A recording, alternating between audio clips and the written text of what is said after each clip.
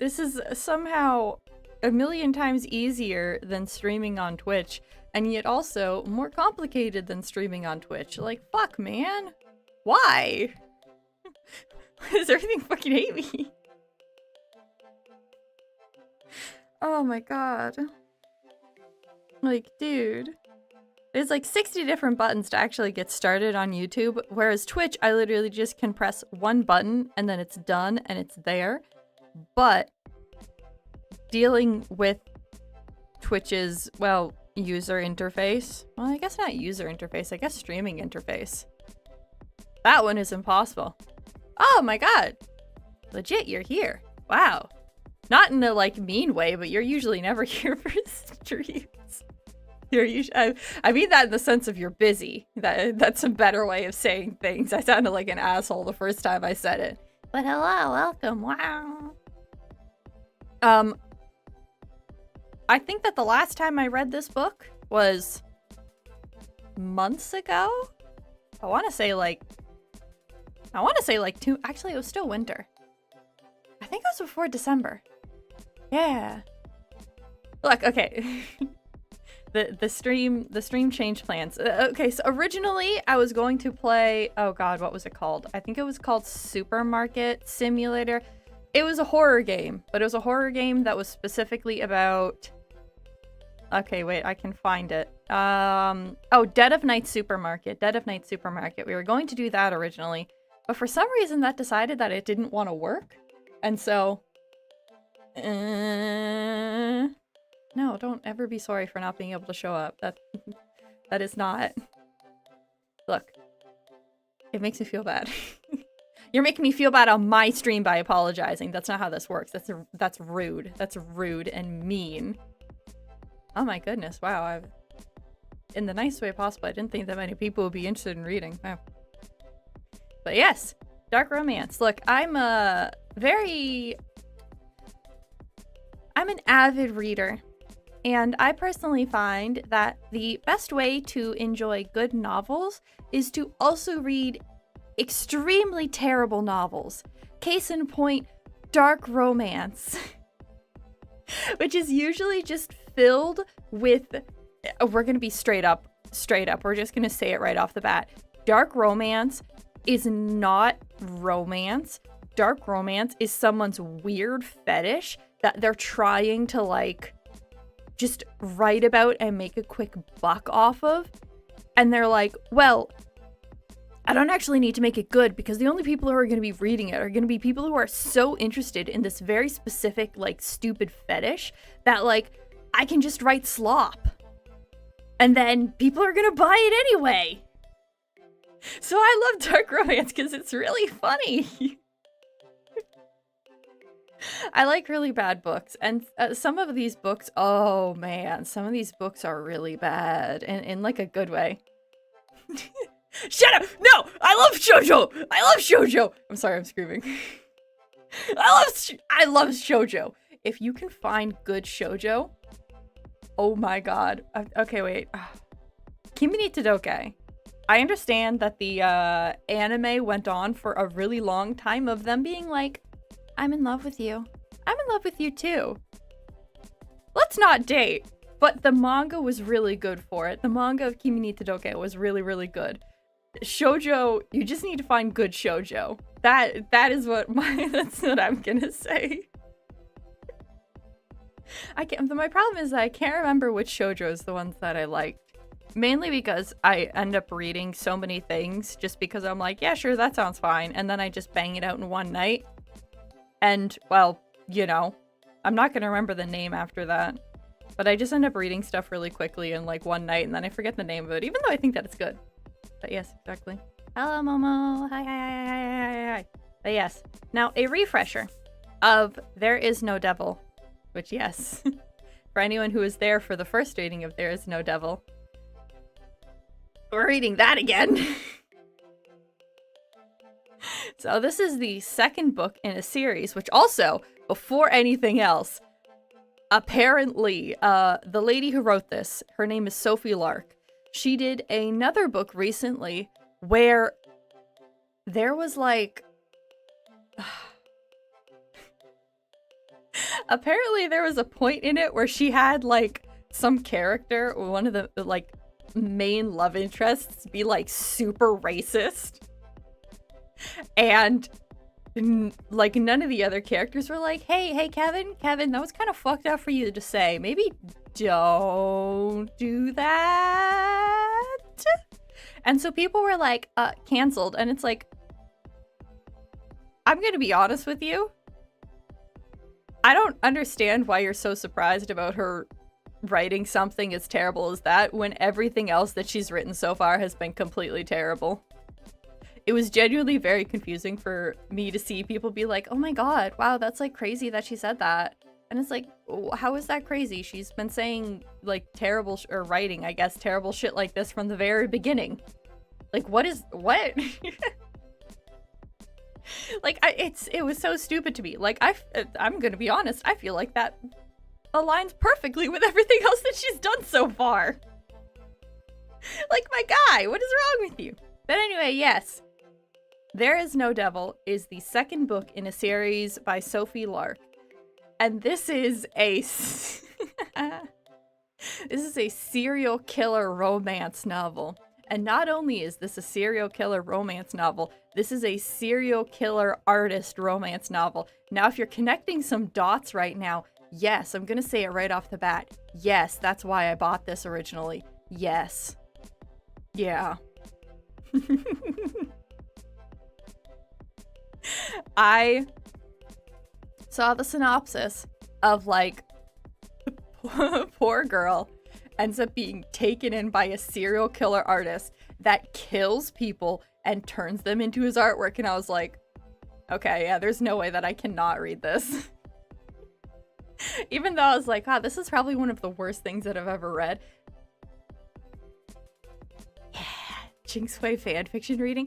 My problem with stuff like that is that I would love to do like fanfiction reading, but I feel like it would be kind of mean because half the time people come out of it being like, fanfic, crazy, stupid, losers reading fanfictions. But it's like, no, a lot of it is like really nice. Like, I've read a couple of them that are actually like really good, and that I've been sitting there like, wow, this is more like novel than some of the other stuff that I've read. Like, what the fuck?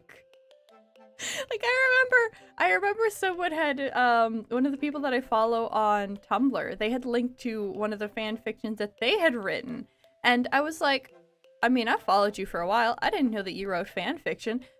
It was a Ghost X Reader fan fiction. Like, Ghost from Call of Duty. And I was like, yeah, okay, you know what? Sure, I like everything else that you've posted on Tumblr, so let's go with this too. It ended up being like 40 chapters long, and it was really good. Like, genuinely story-wise, it was really good. But it's like, people don't take it seriously sometimes. Now, I will also say that there are a lot of times where fanfiction is absolute slop. That one, I will say, was not. That is what I will say. But anyway. First book. I think it was There Is No Saint. Yeah, There Are No Saints. First book was basically, main girl. I can't remember her name. Oh, wait. Mara. Her name is Mara. Mara gets kidnapped. Genuinely disappointed it's not a real ghost. That would have been really good. I'm sorry, I forgot. I saw like a post about somebody where somebody had said that Ghost is fucking stupid because he doesn't wear a ghost mask, he wears a skeleton mask, and so his name should be Skeleton, and that was the funniest thing to me ever.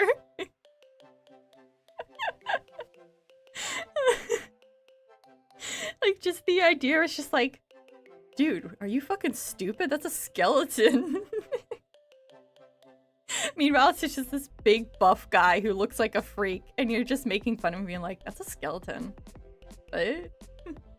Finding good fan fiction's like finding water in a desert. Very true. Unfortunately, very true. Especially when you are obsessed with a very specific character. And the lore decides to never do anything with said character. and they only give you very small tidbits about him, and so you have to look up fan fiction. And most of said fan fiction is not very good, because they never write him correctly, and they don't make him as pathetic as he should be, and they go, haha, he has OCD because he likes numbers. Which also recently, I figured out that I definitely have OCD, which is fun, which explains a lot as well. Yes, okay, book that's currently in my hands. First book, Mara is kidnapped, and then, well, she's kidnapped by serial killer boyfriend's enemy serial killer, also artist, but who is not her boyfriend, and he tries to get, his name is Cole, not the other guy. Her serial killer boyfriend is named Cole. Evil serial killer, not boyfriend, tries to get Cole to kill Mara by putting her in a gimp suit, I'm not joking, piercing her nipples and leaving her for dead, and and so Cole's like, I'm not killing this bitch, and then he just walks away, and that's how they first meet. That's how our love interests first meet. But anyway, then he does end up meeting her. Well, he ends up stalking her because, of course, it's one of those books. He stalks her. And then he ends up falling in love with her. And then the other guy's like, I don't like the fact that you love her. And so I'm gonna try and kill her. And now she lives with him. So that this way he can protect her. Which is...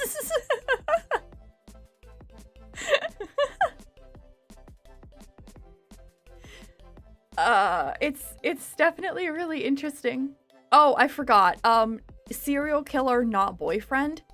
He murders one of her roommates, and for some reason, all of the people that she lived with blame her as if it's her fault.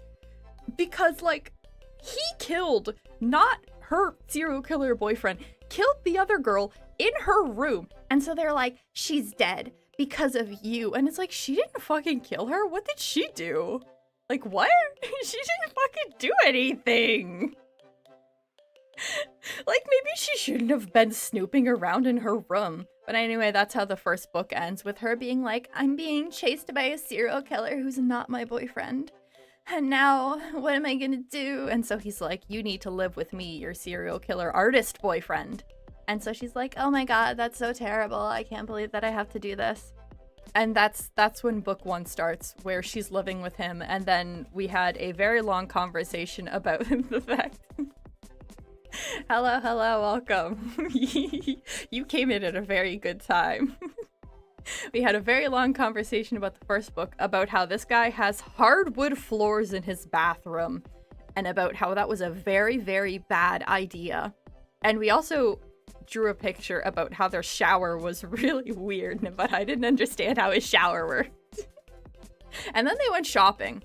Now, I went to the doctor's, and I ended up reading some more, so I think I got like 2-3 more chapters in. Actually, what chapter am I on currently? Because I know that for the first one, we stopped at the start of chapter 2. Oh my god, I'm on chapter 7.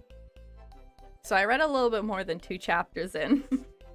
So, what you, I guess, ended up missing was... Look, yeah, I know. This is the second book, so don't worry. Don't worry, you don't need to go through the turmoil of the first book. So what you ended up missing in, I guess, those 6 chapters was basically... Author that makes bad romance novels doesn't know what a shower is. It's genuinely really funny because you can tell from the way that things are written that there's not enough thought put into them for it to actually make sense, and the only actual reason that it's written in this way is just so that they can have a sex scene and nothing else. There is no other reason as to why something is written in this way other than I can put sex here. Also, give me 1 second. I'm gonna push my mic a little bit back, and hopefully that's fine. Yeah, there we go. Because I notice I'm peaking. And also, if you notice, my mic doesn't sound as shit as it used to because I finally was able to look up settings to fix everything. But also, in turn, I had to reset literally everything about my OBS. So it doesn't sound tinny. But I need to work on the like equalization so it doesn't peak at times. But also, when I did that beforehand, that would make the tinny noise, and so I need to figure out how to fix that. And so it's fun. But yes, okay. Part of books that we missed. They talked about Mara's backstory, which was very interesting and very weird because there was a part in the book. Smut reading session. Look, the smut reading sessions are very fun. Because half of it is me going, oh, I can't say that. Oh, well, so he touches her. So it talks about Mara's backstory, and it was very funny because, you could really tell that the writer was trying to make a like, oh so sad backstory, but it went to so much extreme that it became comical. So for instance, her mother is a sex worker, and her mother also would do a bunch of drugs, and then her mother would also sleep with a bunch of men and then marry them and then get divorced and then take their money. And she never knew who her father was, but her father gave her this bear. And so then she was like 16, and she was just like, oh, it's only like 1,400 and some odd days until I'm finally free from this home. And it's like, no 16-year-old is gonna keep track of that. They're gonna be like, man, I can't wait till I turn 18 and I can leave. Like, that's not that's not realistic. Come on, man. Anyway, so there's a scene with her stepdad, which was very much so. Okay, we're gonna stop for a second. One of my all-time favorite books is Gerald's Game, and Gerald's Game does such a good job of writing. I think I've mentioned this before. I really like I shouldn't say like, but I end up reading a lot of stories about child abuse for very specific reasons that I feel like that one video, cough cough, kind of touches on. But the thing about it is that I find that a lot of the times they don't write it in ways that are actually good quotations because it's never done properly, I guess. But Gerald's Game does it in a way where it is genuinely so uncomfortable to read that you're just kind of sitting there and you don't even realize that you're reading anymore. You've just went through like 6 different chapters and you're like, because you're like, wow, I feel very uncomfortable right now, but this is written in an absolutely amazing way, which was also another thing that was very interesting because I heard somebody talk about once how Stephen King uses abuse of women as kind of like a shock value, and it's like, I've honestly never seen somebody write I guess in the same way as Stephen King does for it, where it's genuinely very interesting to see because, you know, he's a man and he usually does write about, I guess, female abuse, question mark, I guess would be the way to describe it. And so for him to, I guess, understand it so well is very interesting to me. And I wonder if people have interviewed him about it before. I should look that up. I should look that up about him. But anyway, I read that about him and he did a very good job of it. And then I proceeded to read this where it was clearly on the line of like, I want to write this, but then she didn't. And it just felt very weird and very uncomfortable because the stepdad was like that. And it's like, what am I reading right now? Why are you writing this? And then it just completely glosses over everything, and then it just jumps to the present again with her and her serial killer boyfriend, and her mother is still apparently sending her emails. Yeah, look, okay, if you've read any of Stephen King's books, you would know very well that he did a fuck ton of cocaine. And I will say, it's great that he's kicked his cocaine habit, but some of those books after he stopped doing the cocaine, they went down a little bit in quality. Or I guess in scary factor. But yeah, Stephen King did a lot of cocaine. I love him. I love his books. Shining is still one of the best books ever. Well, actually, no, A Long Walk is my favorite book. A Long Walk is one of my favorite books, I should say, which is also very funny because it's written under Stephen King's pen name because he got mad at the fact that people were saying, oh, the only reason that people buy your books is because they're under the name Stephen King. And if you wrote something that wasn't under the name Stephen King and wasn't like, you know, ghosts and stuff, then nobody would buy it. And so he wrote like Rage, A Long Walk, and I can't remember what some of the other ones were, but I know those were the two most popular ones. Under a pen name, basically just to go like, hey, fuck you. See, people would still like my books. And they do, because A Long Walk is one of my absolute favorite books, so wee! But yes, so basically, you have a psychological book collection? Actually, wait, okay. Now here's going to be the big question. Do we have any of our pictures of our bookcases on my phone? Because I have I have pictures of the soup that I made a little while ago. And by a little while ago, I mean, yesterday. Oh, there's only one shelf for that. No, I don't have any pictures of my bookshelf.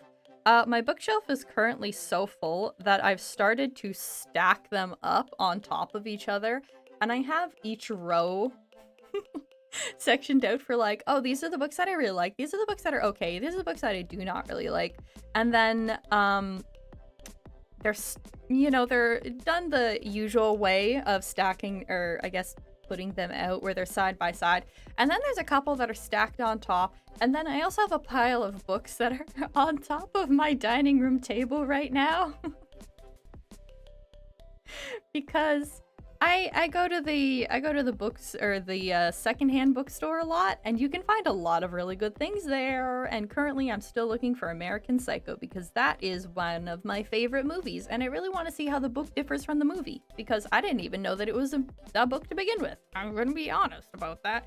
But yeah, there's a lot of psychological horror, and there's a couple of like, I don't want to say psychology, but there's a few crime novels. There's a couple of books on Charles Manson because I hate him and I think that he's funny and he's a total loser.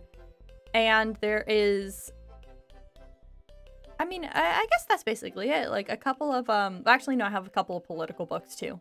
That's more for like my personal interest. I do a lot of reading. I really like reading. Which again is really funny because, case in point right now, I have Yowie. Look, I can't find Yowie here. I can't find good Yowie, and I can't order it. I can't order it. I can't like order it from where I am. Can't find good Yowie. Also, look, I'm gonna be honest here. If I was gonna be buying any kind of like books like that where I'd have to order them, I would first be buying very like odd Gudo books. Okay, so those would come first before I order any of the secret Yowie stashes. So you know what? We gotta have our priorities straight. Unless they put out Jin Yowie, then I'll buy that with his boyfriend, which will be very fun.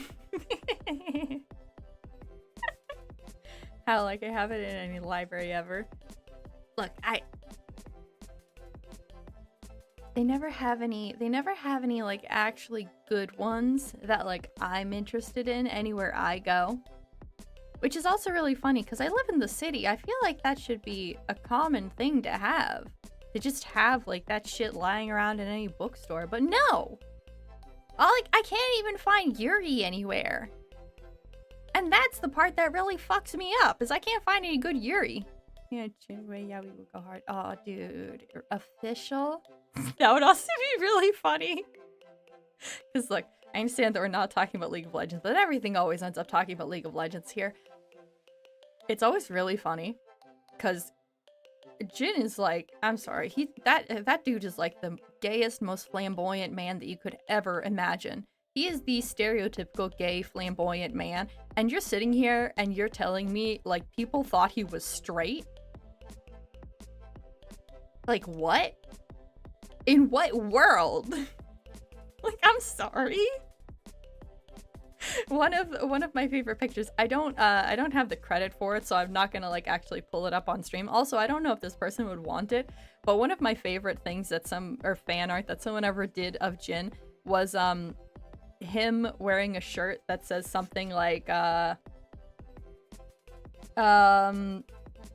you hate women, or oh no, it's like you like men because you're gay, and and it says like I like men because I hate women, and it's like, yeah, that's Jin. I live in a third world country, but even I have access to yaoi here. Maybe I'm just not looking in the right yaoi zones.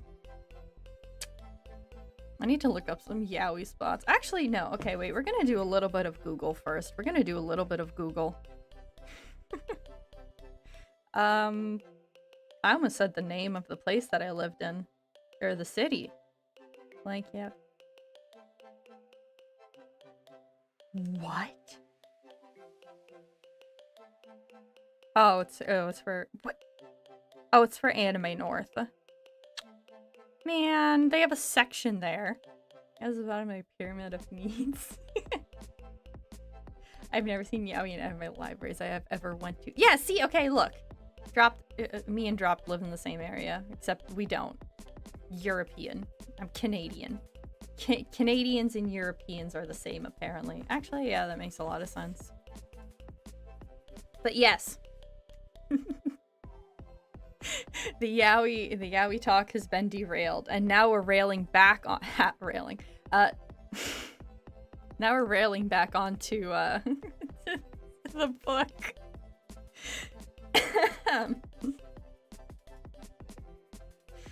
The best part is that wasn't even what's it called? Intentional. That's the word, intentional. Anyway, we're starting off with Mara. Oh, something else that I should mention about this book is that it is written POV from both characters. So there are certain chapters where it's Mara talking, or it's Mara's POV versus Cole's POV. And something that I think is very funny, and why POV is a very good tool, but also when not good writers use it, it's done terribly. Mara, who grew up very poor and had a shitty life growing up, she talks the exact same as a fucking billionaire artist who's been rich his whole life, who also killed his uncle. We're just gonna put that out there. He killed his uncle. I mean, his uncle was talking about killing him, but like, he still killed his uncle. I think he was like 13 or something in the book when he did it, and it was like, okay. Sure, I guess.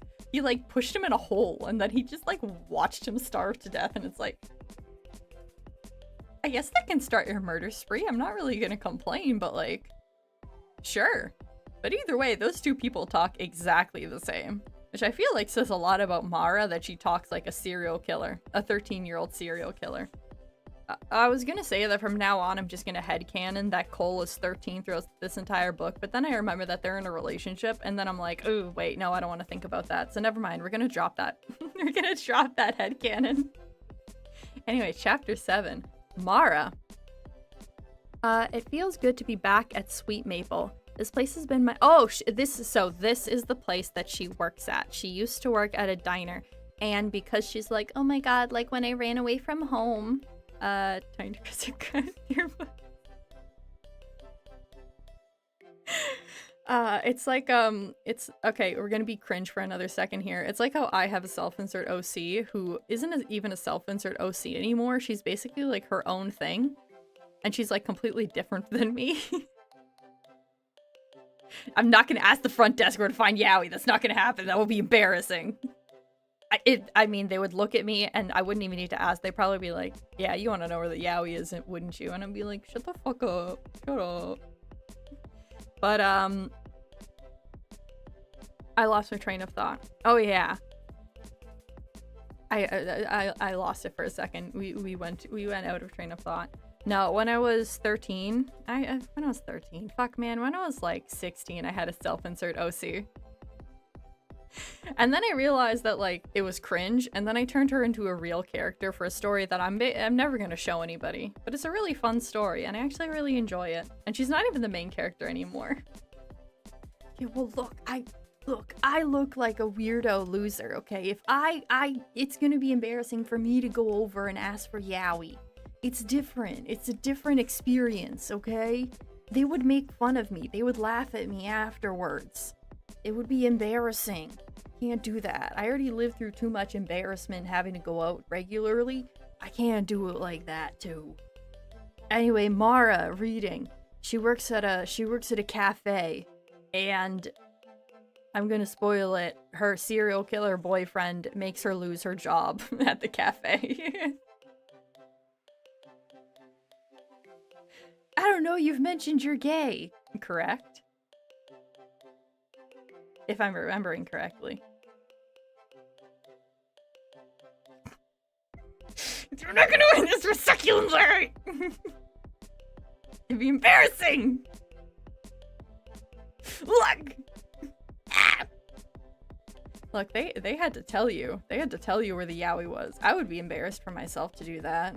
Unless they worked at like a sex shop. If they worked at a sex shop, I feel like that would be good. I feel like working at a sex shop would be one of the easiest jobs because half the time people would never go in there. You know? Like nobody would ever go in there, and the people who do go in there would be so embarrassed that they would just straight up be like, where's the you know, the thing, and then they would just leave as fast as possible. And so half the time, like, it would just be super quiet and I could read the entire time.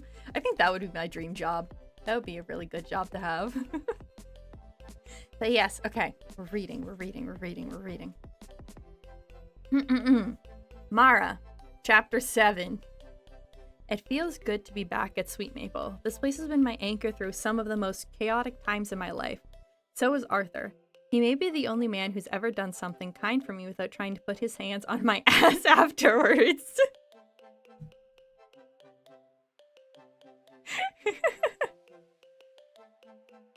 Like, if you buy it, sometimes you just need a little public embarrassment. You need to buy your yaoi in person. That's how it is, okay?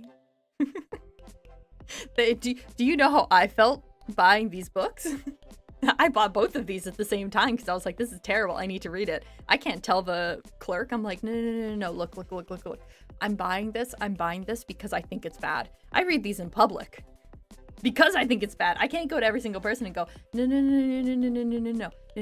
This is, I'm reading it because it's bad. I like other stuff. I like good books, not this, but this is good. This is fun. Sometimes you just need to be a little bit embarrassed. There she is. Arthur chucks my apron directly into my face. You know you're in the paper this morning. I am. He tosses that at me too. Already helpfully folded. Wait. He tosses that at me too. Wait.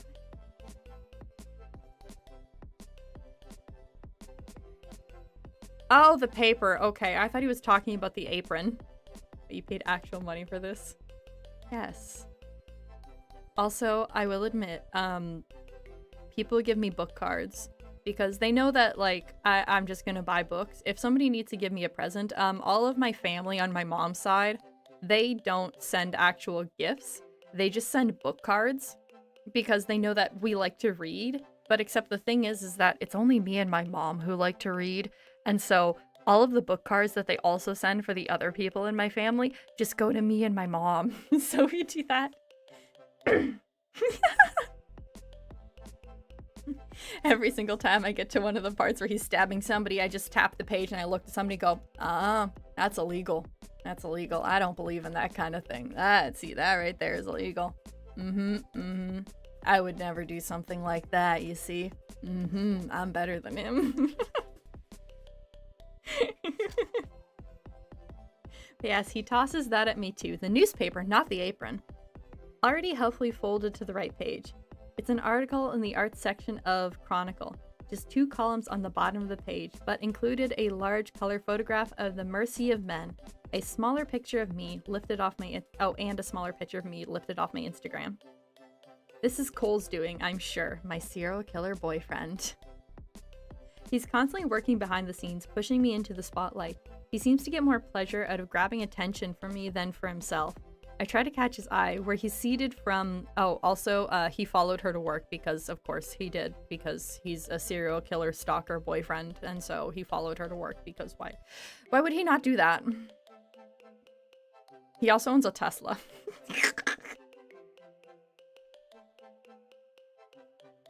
This book was written long before current times. I can't tell exactly when it was written, but it was long before current times. But I just thought that was really funny. I try to catch his eye where he's seated himself at the farthest corner table, but true to his word, he's not distracting me and is only quietly taking out his laptop like a normal business bruncher. Assuming that person just so happened to look like an off-duty supermodel in a cashmere button-down. Oh my god, shut up. Arthur raises a grizzled eyebrow. Isn't that your other boss over there? Yes. Also, like, wait. I'm thinking back. I know that, like, her boss has interacted with her serial killer boyfriend before. From what I remember, like, they did talk about the fact that, like, they were seeing each other. And so I don't understand why he's just like, is that the boss? Also, for anyone who's new to this, a lot of this is, as you can tell, yapping beforehand. And also me sitting here going, hey, that doesn't make sense. That doesn't make sense at all. Okay, see, no, I was wrong. So this is the part where they actually start talking about their relationship. I could be wrong, but didn't you drive into work together? Quite early in the morning. I can feel my face...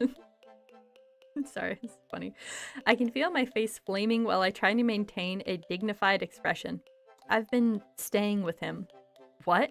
Arthur cries with mock surprise. How did that happen? When you weren't even trying to date him. I take back everything nice I said before. Arthur is the fucking worst. We're not dating, it's complicated. It always is. Arthur nods wisely. I throw myself into the business of waiting tables so I can avoid further interrogation. Arthur is not going to be repressed that easily. He's in a shockingly chipper mood, whipped into something approximating actual happiness at the prospect of teasing me all shift long. This is catnip to Cole. Ugh. He immediately shoves his laptop to the side so he can gang up with Arthur against me. I'm actually quite fucking busy as sweet maple hasn't stopped being delicious. That is such a terrible sentence. I'm sorry, I'm reading that over. I'm actually quite fucking busy as sweet maple hasn't stopped being delicious. I feel like just in general, there's better ways to write that doesn't come off so juvenile. I feel like a lot of my problem, I guess not problem, I should say, but a lot of my gripe with novels written like this is that despite the fact that they're like, oh, this is a dark serial killer romance and it's very dark and it's very edgy and everything, they still have lines like that where it's just so absolutely juvenile that that's something that I would write in, well, my 16-year-old self-insert fan fiction age, you know?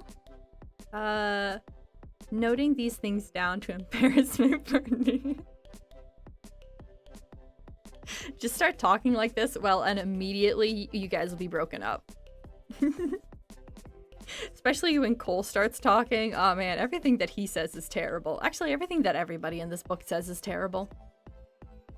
The sidewalk tables are crowded with people clamoring for bacon. See, case in point, there you go. Meanwhile, Arthur has completely abandoned his duties and is sitting with Cole, laughing and chatting like old friends. 1000% for sure discussing every intimate detail of my life that I'm heartily regretting sharing with either of them. As I carry a back-breaking load of mimosas past them, I hear Cole saying, I'm setting up a show for Mara in December. You should come, I'll put your name on the list. The thought of Arthur coming to see my new series is too much to bear. The more intimate and personal my work, the more it frightens me for other people to see it, especially people who know me. I'd rather strangers view it. They won't recognize how I've opened myself. Ugh. Guts and all, laying myself bare across the canvas. Gross. It feels good to work for money again, in a direct exchange where a tray of food equals a $5 tip. I'm puffing and sweating, but in a nice way. The way of good, honest labor. Okay, this is also something else that I think is really funny.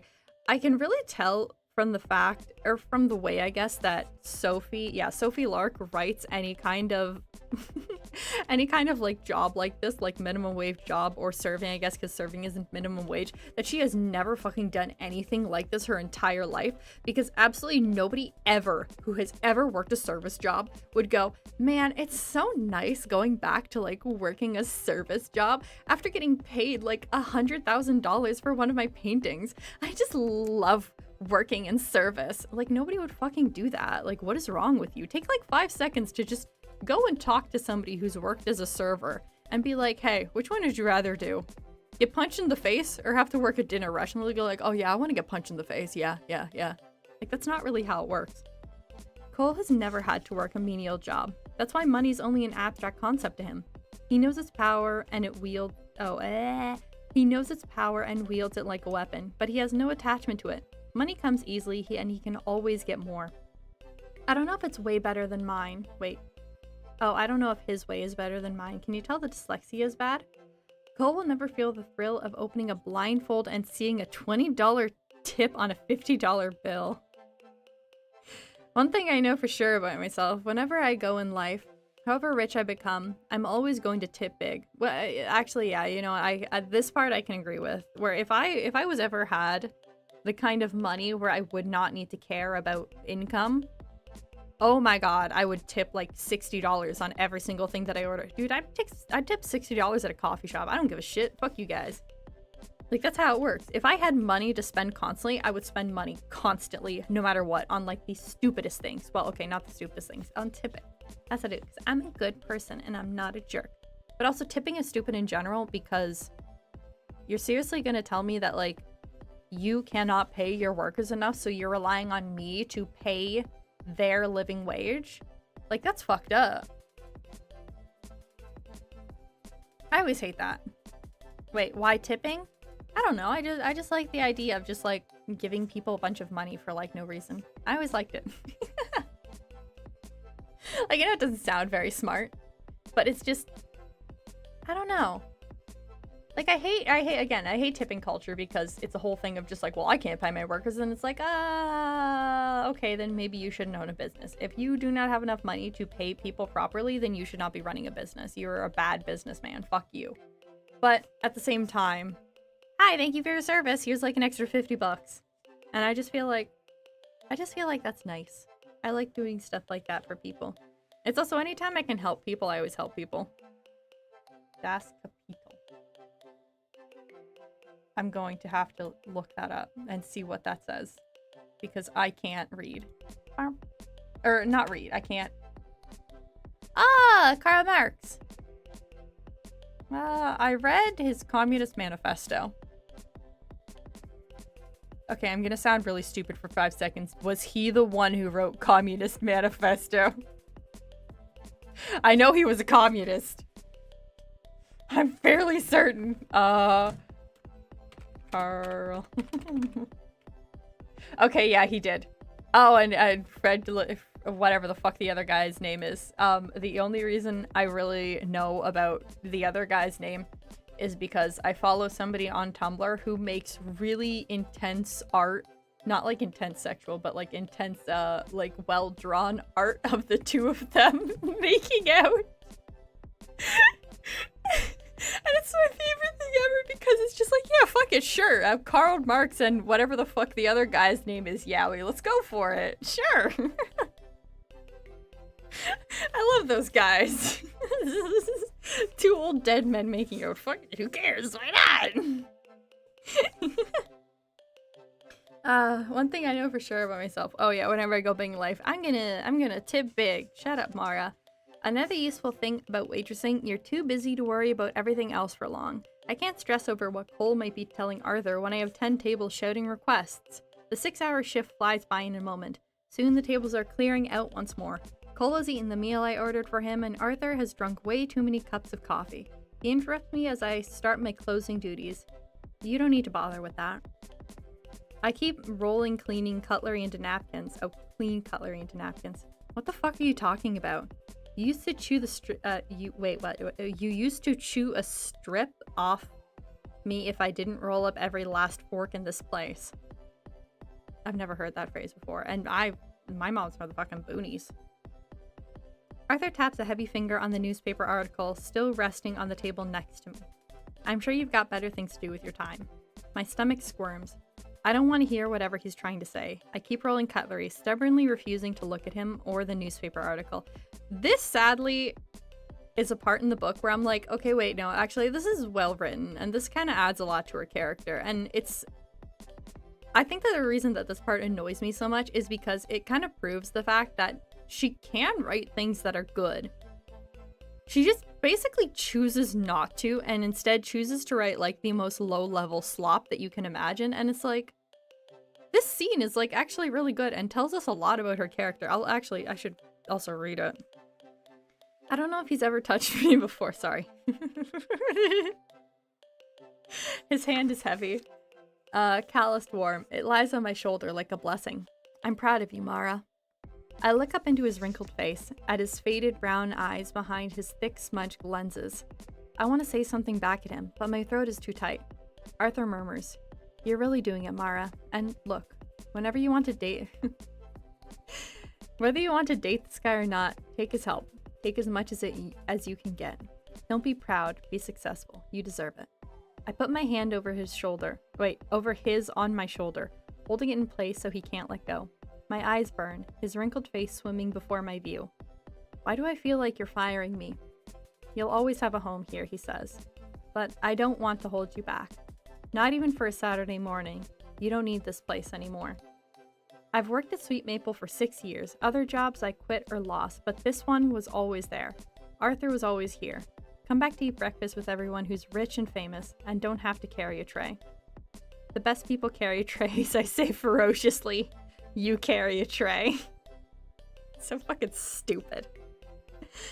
I will if you come eat, he says, squeezing my shoulder once more before letting go. I leave quickly so Arthur won't see me cry. Tears run down my face, hot and fluid.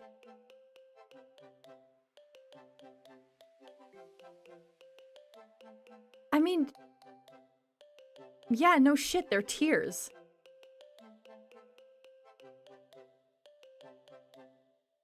That's such a stupid detail to add in. After I just said that the scene is good. But like, no shit, of course, like, her tears are fluid. They're fucking tears. Like, what are you talking about?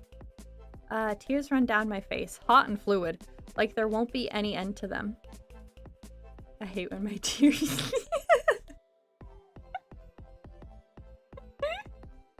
Oh, my tears are so dry, help! Somebody get the eye drops. Like, dude, come on. Like, that's like what I mean, where it's like, I think that, this is peak media analysis right here.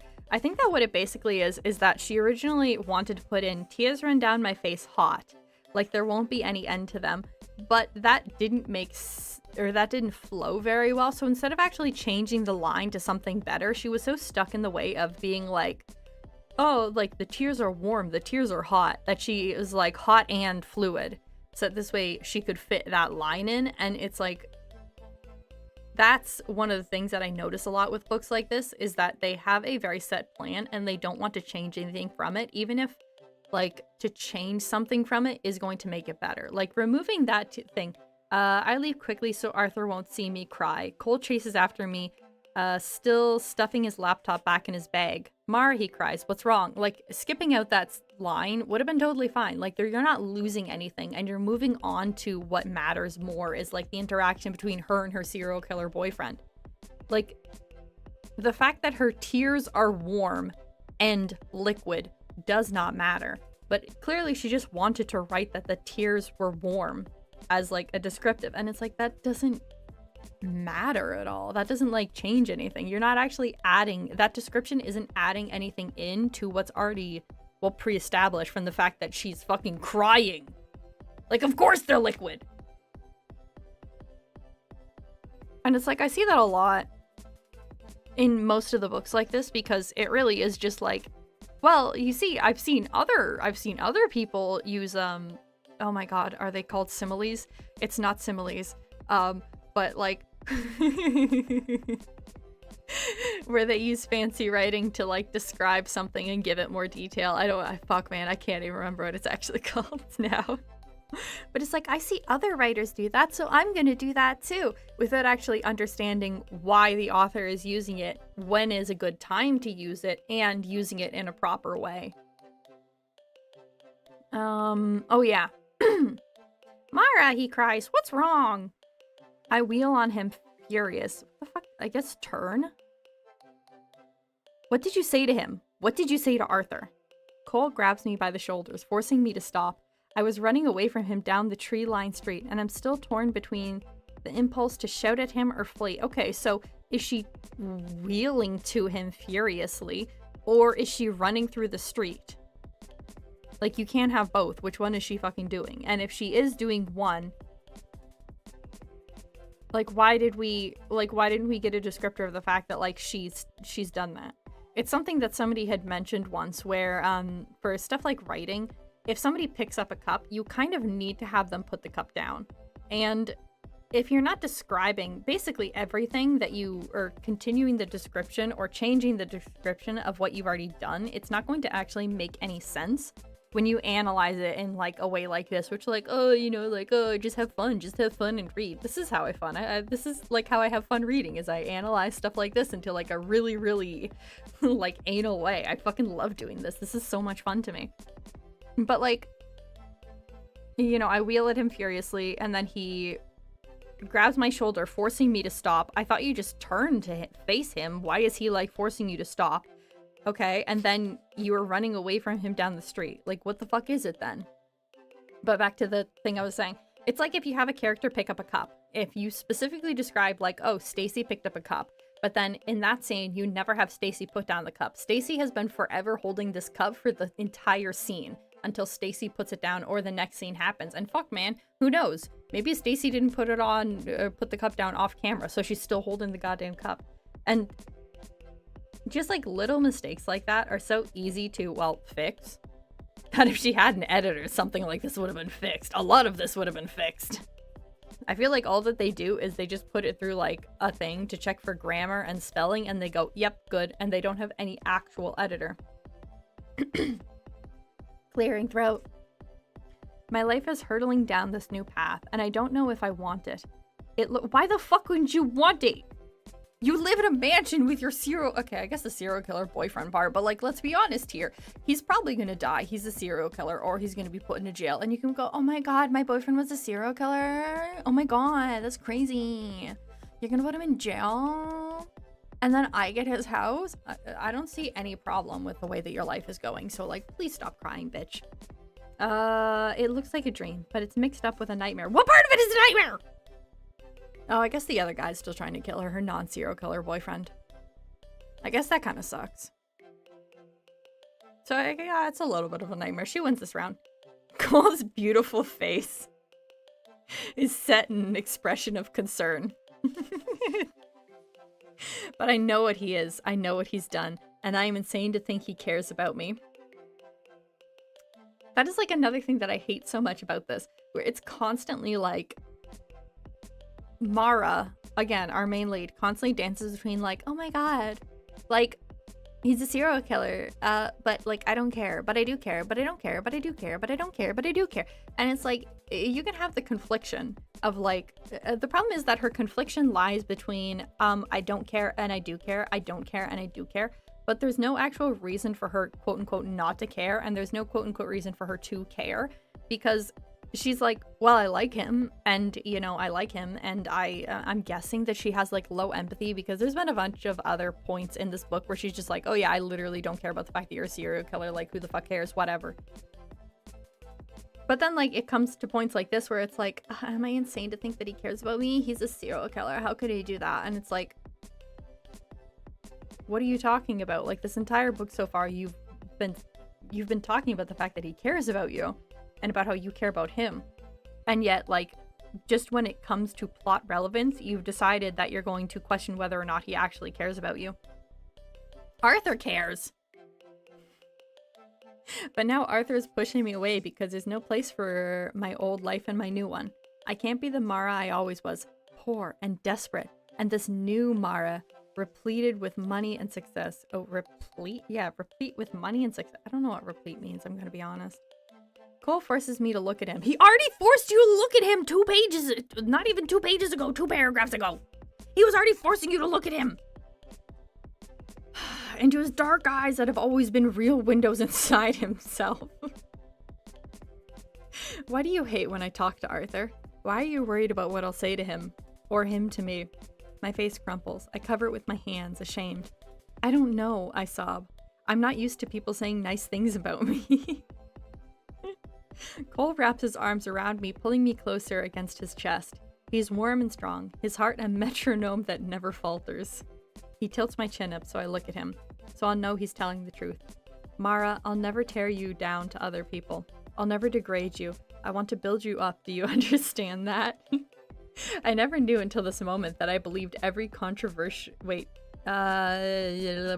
I never knew until this moment that I believed every conversation about me had to be negative.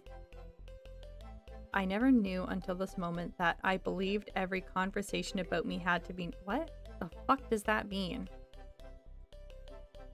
I never knew until this moment that I believed every conversation about me had to be negative. It had to be an airing of all of my mistakes, all of my flaws. What else could they talk about?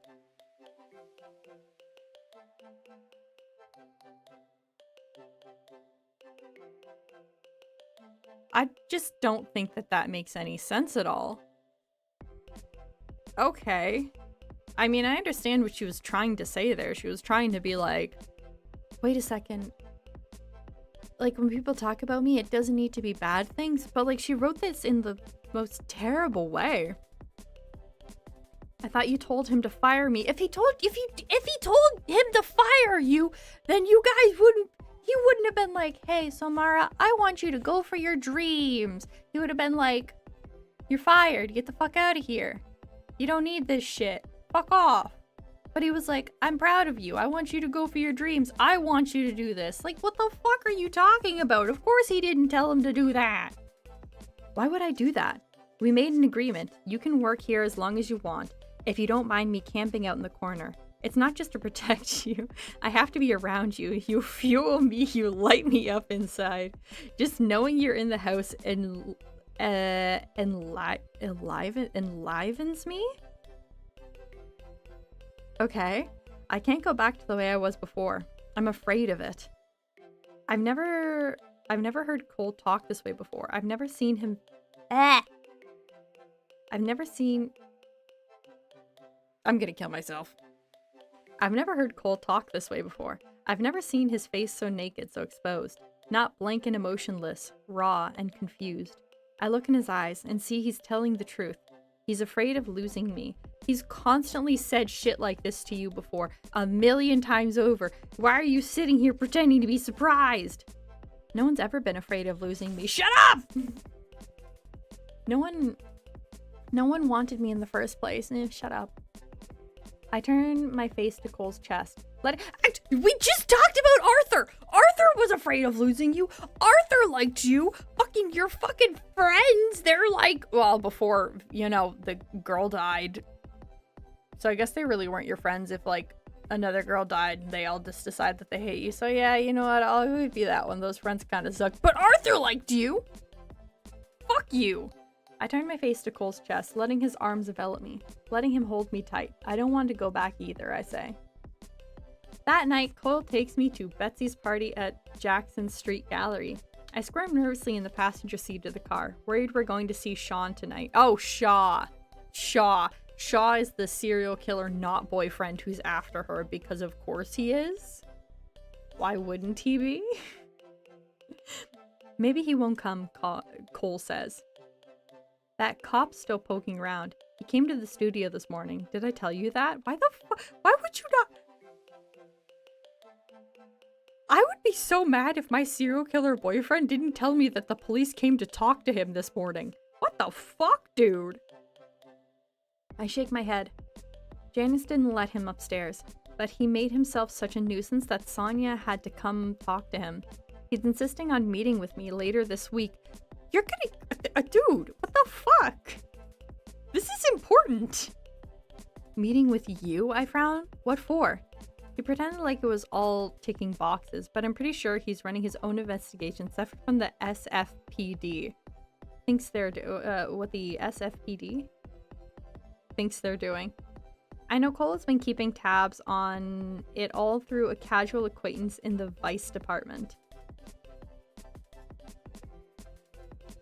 Your serial killer boyfriend's a fucking idiot. Oh my god, I remember Officer Hawks. Damn, who knew all serial killers make shitty boyfriends? Fuck, man, this guy's stupid. How can you be a serial killer millionaire artist and also a fucking idiot? Well, I guess you're kind of stupid if you're gonna kill people, so that's kind of how it works. Dying. Oh wait, I forgot that I have thing here. Watered down coffee. Oh my god, I'm dying. I sound like a teenage boy. We're good. Oh shit, we jiggled. My hair. It'll fix itself, it's fine. Oh! I forgot about one of the best parts about this book that's coming up in a minute. Where was I? Oh, I remember Officer Hawks. I remember his perfectly polished shoes, his neat haircut, and black framed glasses. This is a man who ticks boxes.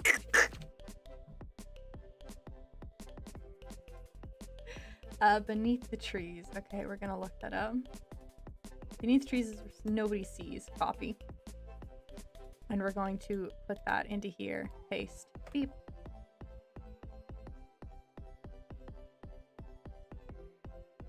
Oh, I have not read this. Small town serial up scanning citizens adore brown bear. It's a photo bear. Just here. Oh, it's a picture book. Okay, I'm definitely gonna read that after. Okay, we're definitely gonna read that after. Bear, gay pride too. Let's go.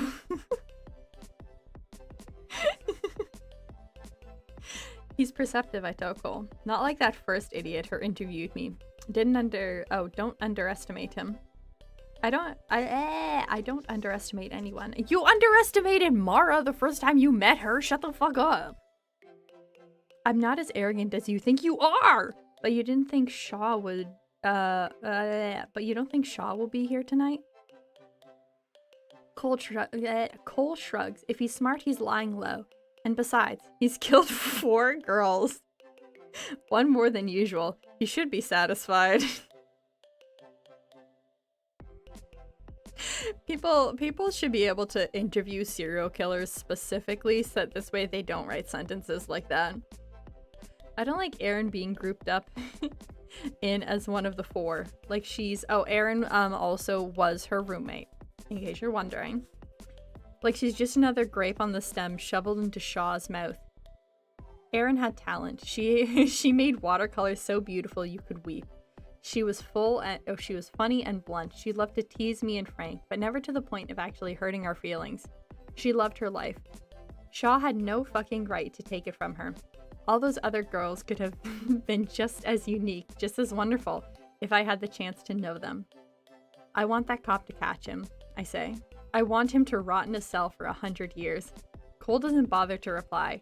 We both know his opinion on the subject.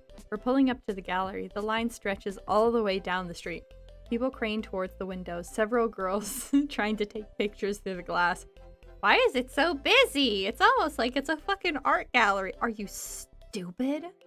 Hello? It was supposed to be a cocktail party. Nothing out of the ordinary. Cole marches right up to the doors. He's probably never waited in line in his life. Betsy Vouse waves us inside. She's bouncing with excitement. Her body as buoyant as her lacquered bouffant hair. I'm gonna pretend that I didn't read that word wrong and that it's just European. Come in, come in! You've got to see this, Cole. You're going to love it. Now, very important part of this book. Very, very important part of this book. So, this book is a playlist. And now what we're going to do is we are going to, just in case, so that nothing bad happens and we don't get banned again, we're going to mute desktop audio for a second and we are going to look up what is it? Ah, yes. Okay. And Now, something great about this book is that it has a playlist. And so, certain times during the book, it'll be like, you should listen to this song because it matches everything. It matches the theme. Currently, this is the theme that it's apparently supposed to match. So, yay! I wonder how this is gonna sound.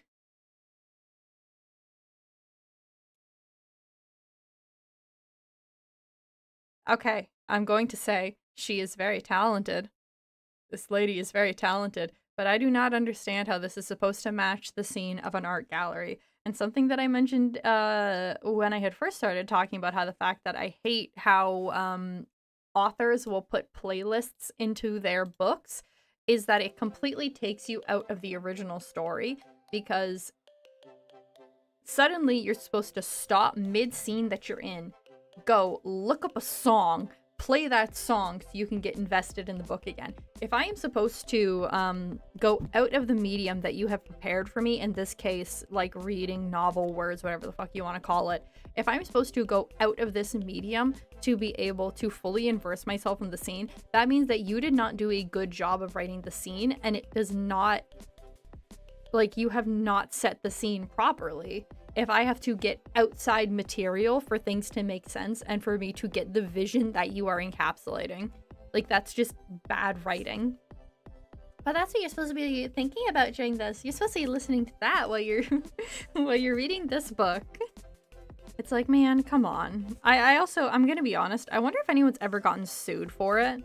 Because if I was an artist and I wrote a song and somebody, you know, this person decided that they wanted my, well, I guess my, like, book or my song to be in their book, I would be like, your book fucking sucks. I don't want it in there. Get my shit out of your book. And I would sue them.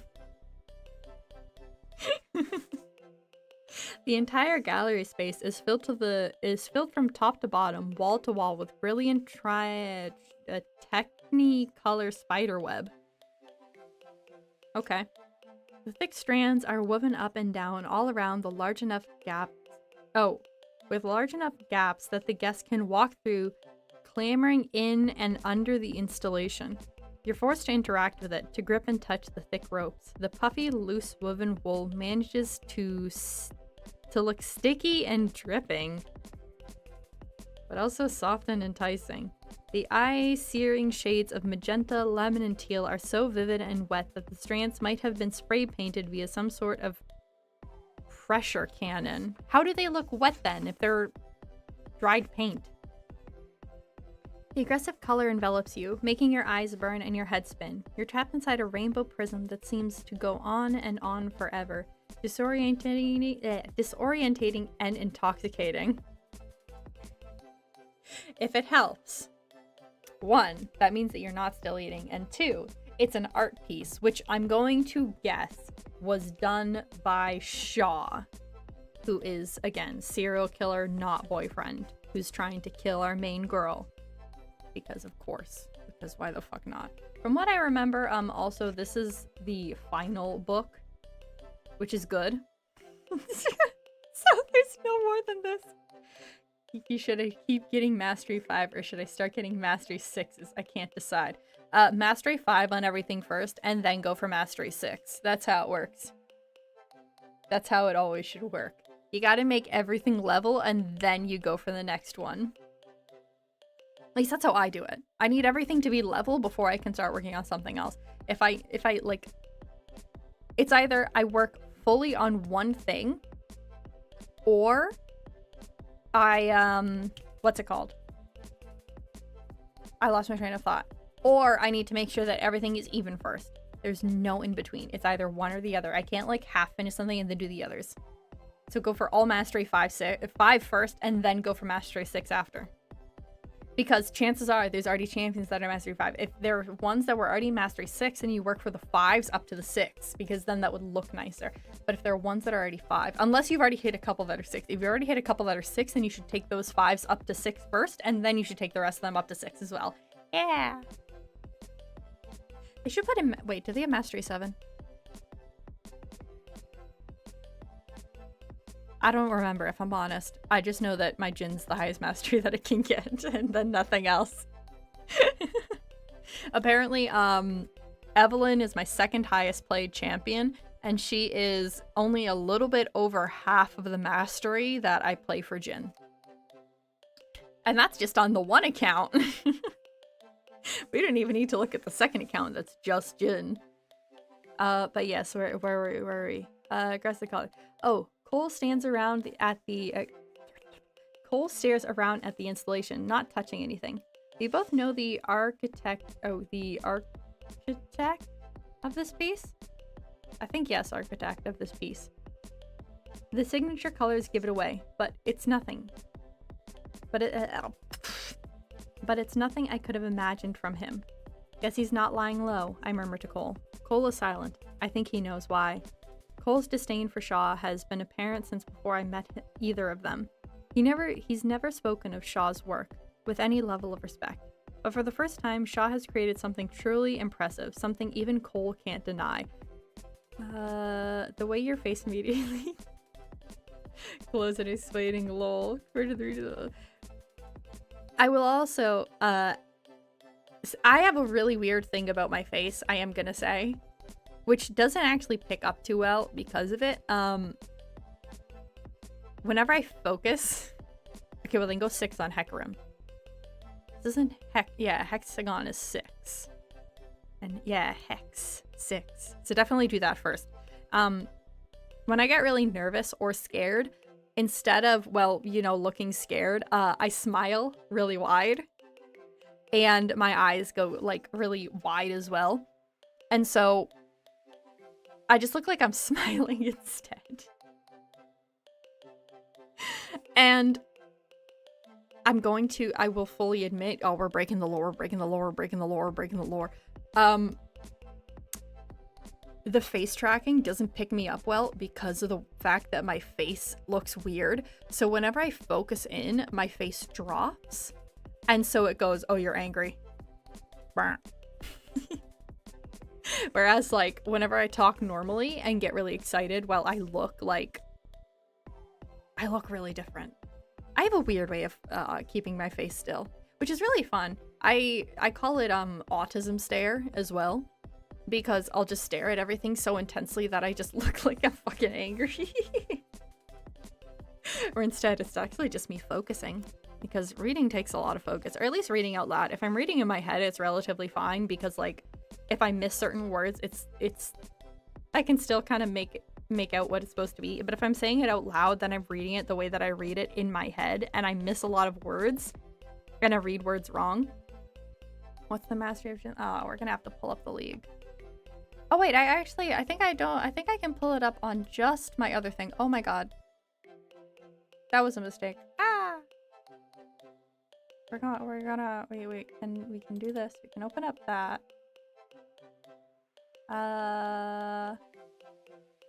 Virtual pissing contest? Oh shit, we love piss here. Can I just search up, oh, chant pool. Ah! No! Can I search up my highest mastery champion? Match pool, LP gains, overview. No, I just want to look up my mastery for Jin on here. Can I really not see it? Do I really have to log in?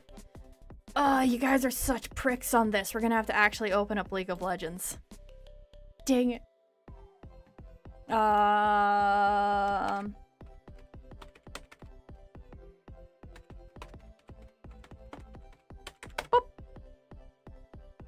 Oh shit, it's already turning into a league stream. Let's go. Woo! You only love it as long as it's fluid poser. Look. Look. I see. Okay, come on. Show me Jin.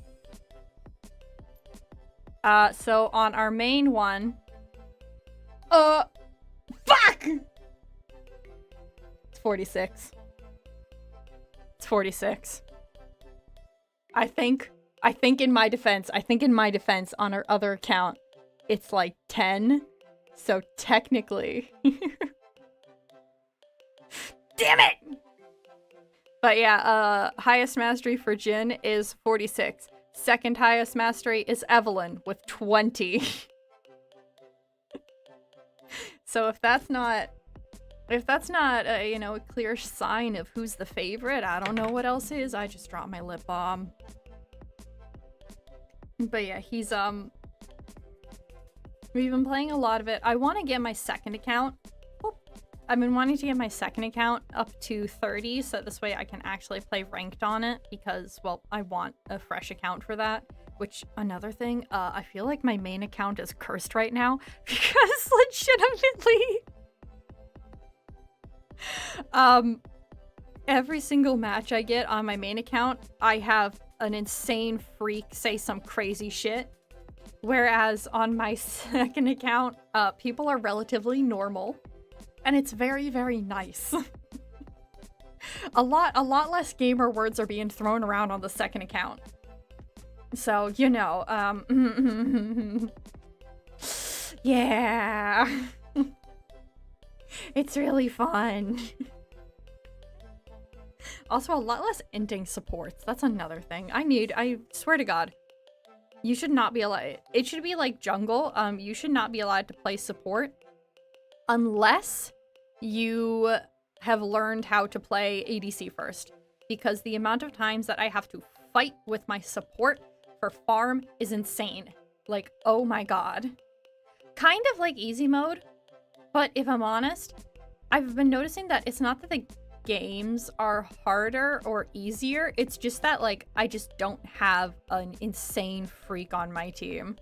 Like, I remember one time I had specifically, like, lost a game because I apparently, my support, mid, and jungle, or top and jungle, were a 3-stack, and we had lost basically all of mid, and they had pushed up mid lane to river, and I was at second tower bot lane, and all 3 of them died, and then they spam pinged me, and I was like, are you stupid?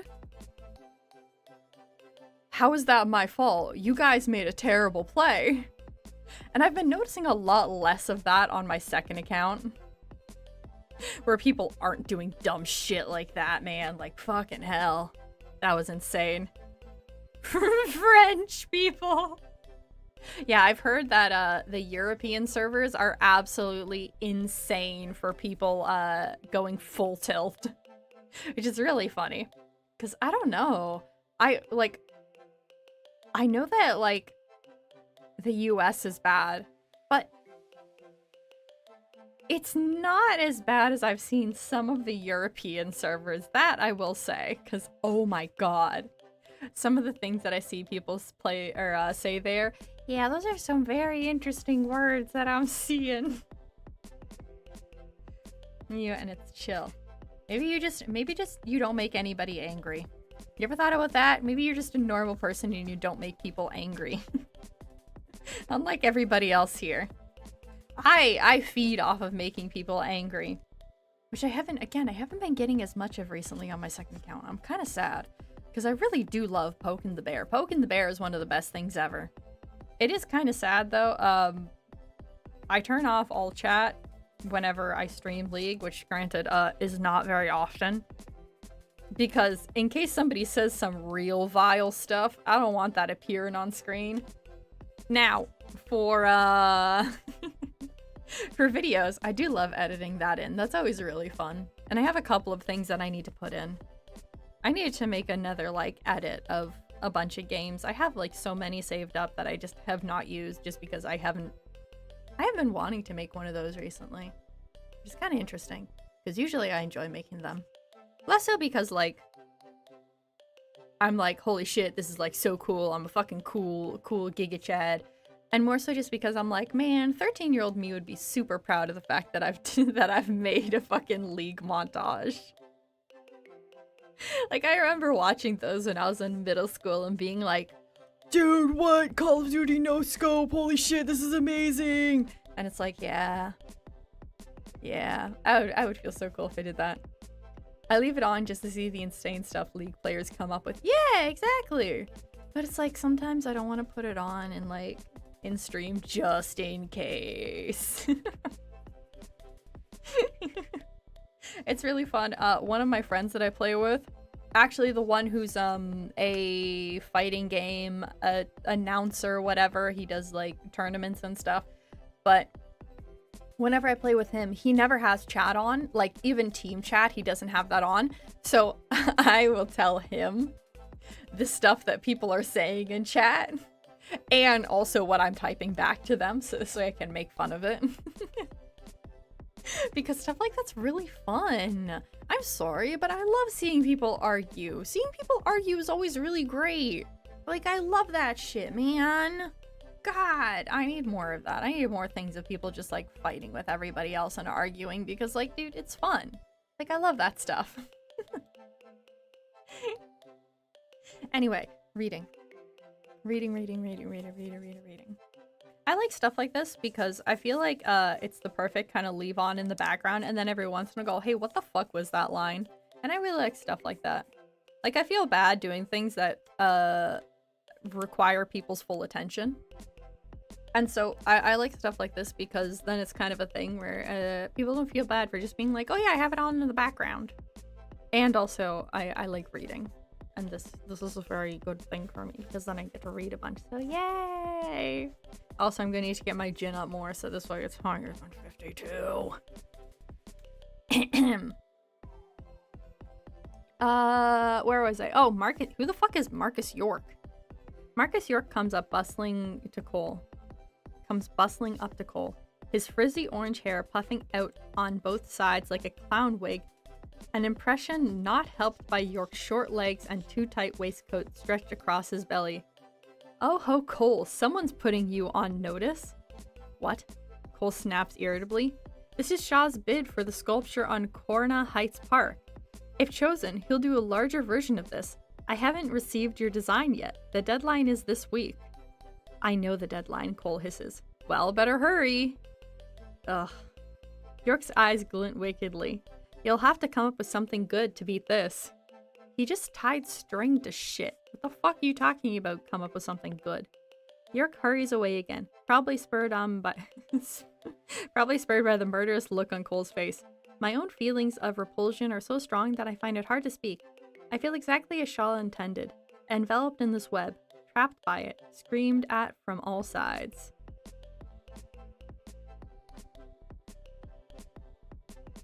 Screamed?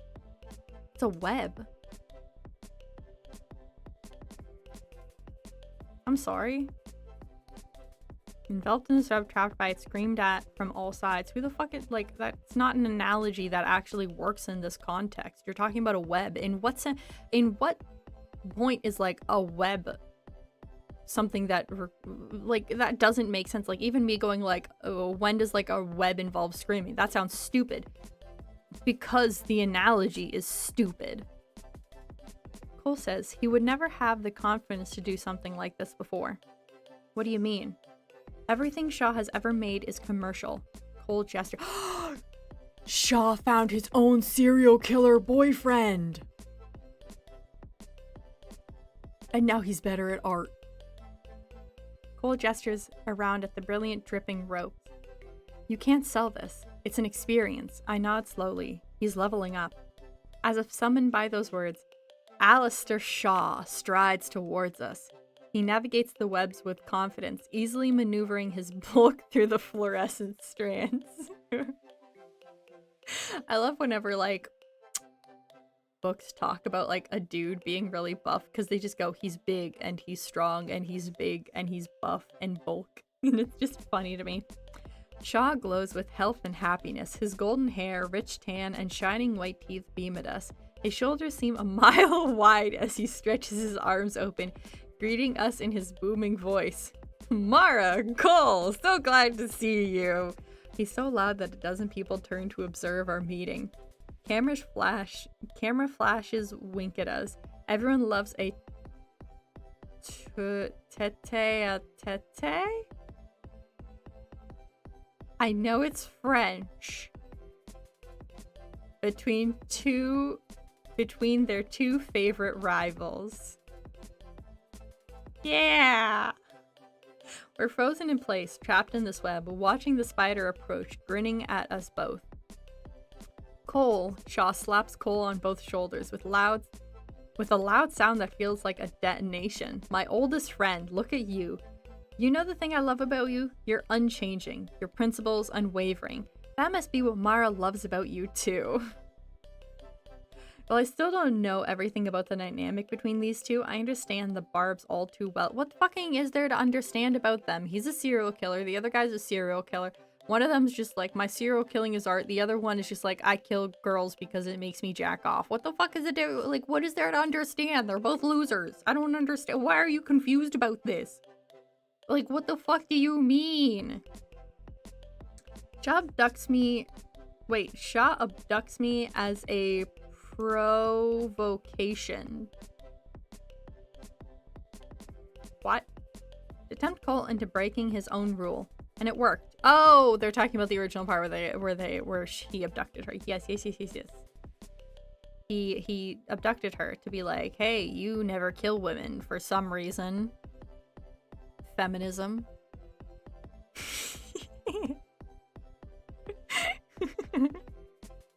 Cole, feminist ally, let's go. I'm guessing honestly the only reason they made Cole like never kill women is specifically so this way they could go, see, he's a good guy, so she should date him, but yeah, he was just like, well, I'm gonna give you a girl to kill, and then he didn't kill her, so it didn't even work. Like, okay, cool. And it worked. It didn't work. God, how it worked. Cole is breaking every rule for me, and I for him. And no, he isn't. He's not breaking, like, any rules. Everything that he's done for you, he has statistically done for somebody else in his life. Every single thing that he's done to protect you, he has proceeded to do for every other person that he has ever cared about. So what the fuck do you think makes you different? You are exactly the type of person that he has done this before every other fucking time! What are you talking about? You can't just say words and expect them to make sense when they don't make sense. And it worked. It didn't! We've ensnared each other more deeply than Shaw could ever have dreamed. Cole is changing. He's not! And Shaw is mocking Cole's presentation of discipline and stability. He doesn't have any of that! I see how his wording digs under Cole's skin. Every single thing that any person has said through this entire book has dug under Cole's skin. Every single thing. Every single word on this page. Everything that Mara has said. Literally fucking just random passerbys going, hey Cole, how's your day? He's going, fuck you too. What do you mean he's digging under his skin as if nobody has before? Everybody digs under his skin. He's a little bitch baby. Cole stands silent. It's too true to refute. Now Shaw turns towards me. It's my turn for a blast of his smug sarcasm. Mara. His face twists into an expression of mock sorrow. I heard about your friend, Erin, wasn't it? You know she and I had a fling once. She was quite the wildcat.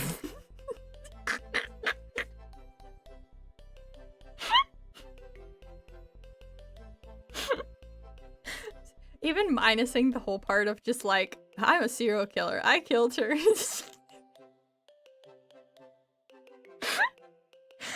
Hey, you remember me? Yeah, I fucked your friend. She was really good in bed. Too bad she's dead now. Like, what the fuck? I understand that it's the point. He's trying to, like, you know, rile her up, but like, my dude. Damn, I loved fucking her. I wish she wasn't dead. His pretend pout turns into a lascivious grin. I'm boiling with anger, shaking with it. How fucking dare he talk about Erin to me? How dare he stand here, flushed with happiness and triumph, gloating right to my face in front of everyone. I look at Cole, expecting him to say something, expecting him to cut Shaw down to size with some devastating retort. He's silent, the garish colors of Shaw's web reflecting on his pale face in his dark eyes. For the first time, Cole has no response. Shut the fuck up. Cole...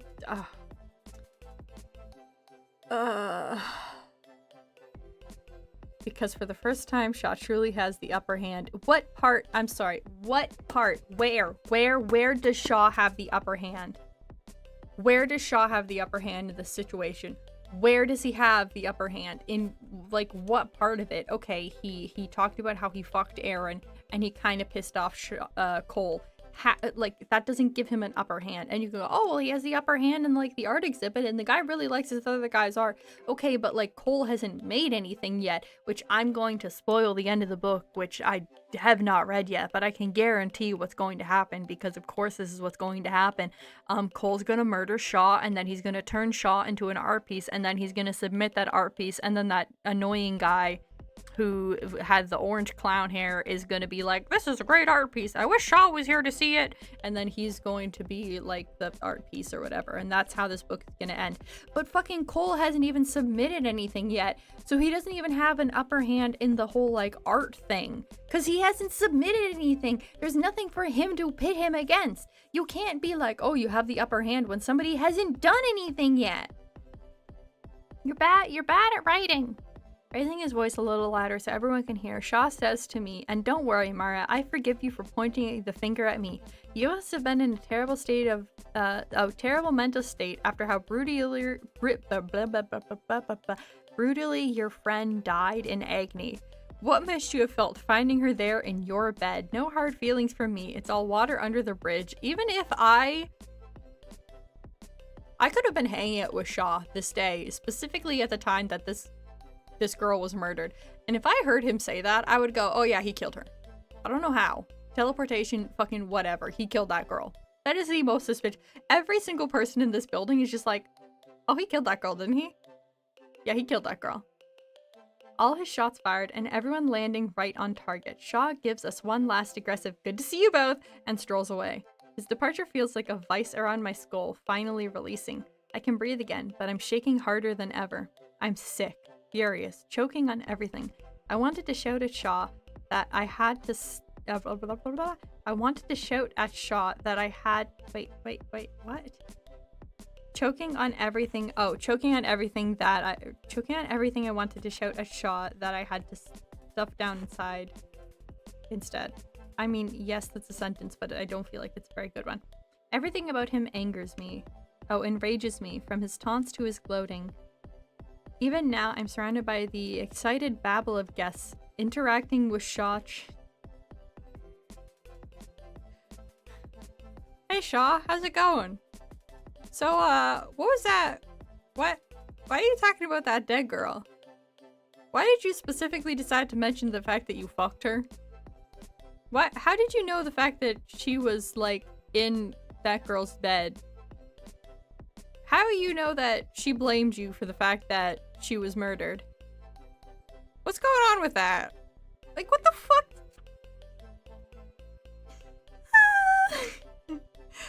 Why would Shaw get to experience a night like this when he's taken so many lives and caused so much pain for everyone else? He doesn't deserve this. Your serial killer boyfriend has done the exact same shit. Fuck you. Cole looks at me. Are you ready to kill him yet? Shut the fuck up. My fingers itch with violent impulses. My mind runs wild too. Too far and too fast for me to rein it in. I'm damn sure getting closer. Right now, I might be angry enough to do it, but you told me what it does to you, how it changes you, breaks you away from humanity. Good, Cole hisses, jerking his head towards the throngs of people fawning around Shaw. Why do you want to be like them? A blind fucking sheep. How does not murdering someone make you a sheep? You sound like a Redditor. I can't take my eyes off Shaw, surrounded by admirers bathed in his own private golden glow. Okay, so now it's suddenly a golden glow. I mean, yeah, sure, that could be a fucking, analogy, I think is the word. But if it's analogy, then I feel like it should be, like, more analogized, I guess. Or it should be more in the, extreme to show emphasis for the fact. But, like, you just said that the room was fucking pink and teal and everything. And, like, the pink hues, was shining off of Cole's face. And now you're like, it's gold. This motherfucker killed my friend. And don't forget, he abducted me, too. Cut my wrist. Pierced my fucking nipples. He's living flagrantly, joyfully, rubbing it right in our faces. He can kill anyone he wants, do anything he wants. I want revenge, I mutter. Oh my god, she's gonna pierce his nipples too. Oh my god. but I don't want to take it. I always said I'd rise above. I swore it. For the longest time, I left my mother's house. I was I was tormented by anger. I'd run away from her and Randall, but the memories of everything they'd ever said to me, done to me, came along with me, jammed in my head. I couldn't get them out. Look, Mara has specifically said that she wants revenge, but she doesn't want to turn into a serial killer, so there's only one other option for her. It's to pierce his nipples.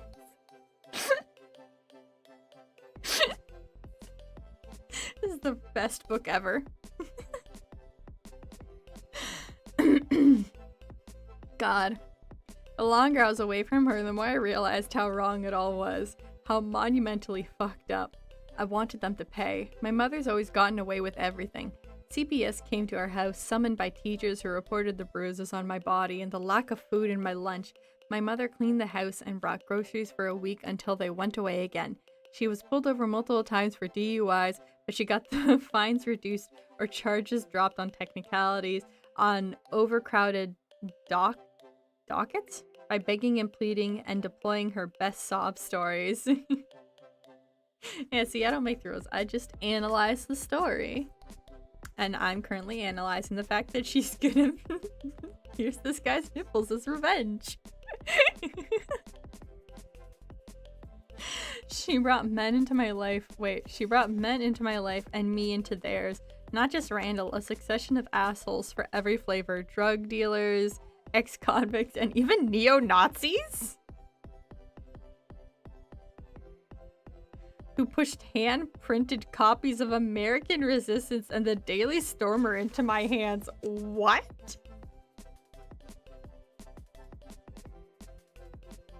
While Randall wasn't the first one who put his hands on my mother or me, the devastation she wreaked on their lives was always greater than anything they did to her.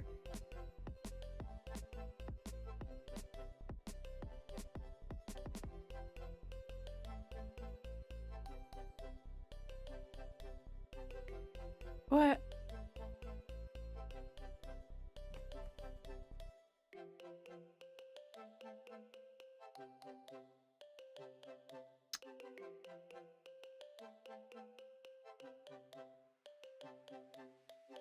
He was...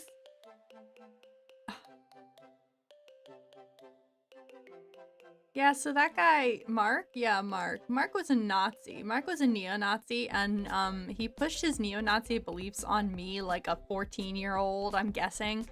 But yeah, whatever my mom did was worse. What the fuck are you saying? They should make a book like this where the serial killer BF is broken constantly.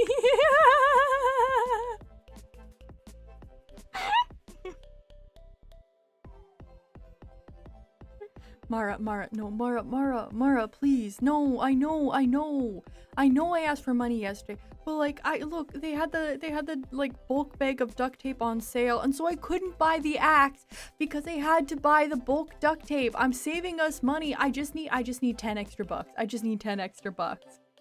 But you're telling me... I'm sorry.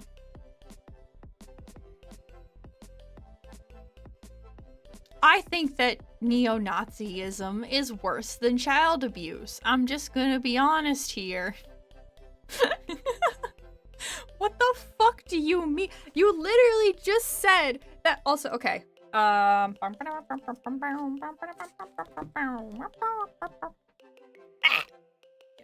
second. We gotta do something here. We're gonna look up. We're gonna go paint. Yep. It's that part of the stream where we're opening up paint. We're going to add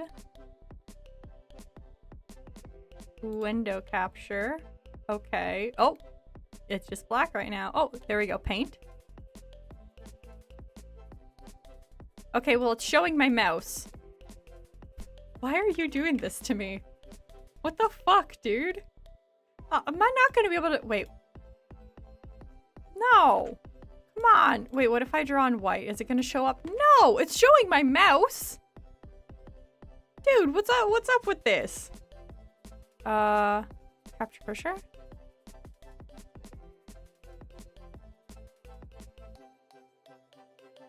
Okay. Oh, man. Now I'm sad. I'm not gonna be able to draw out, like, a timeline. Wait.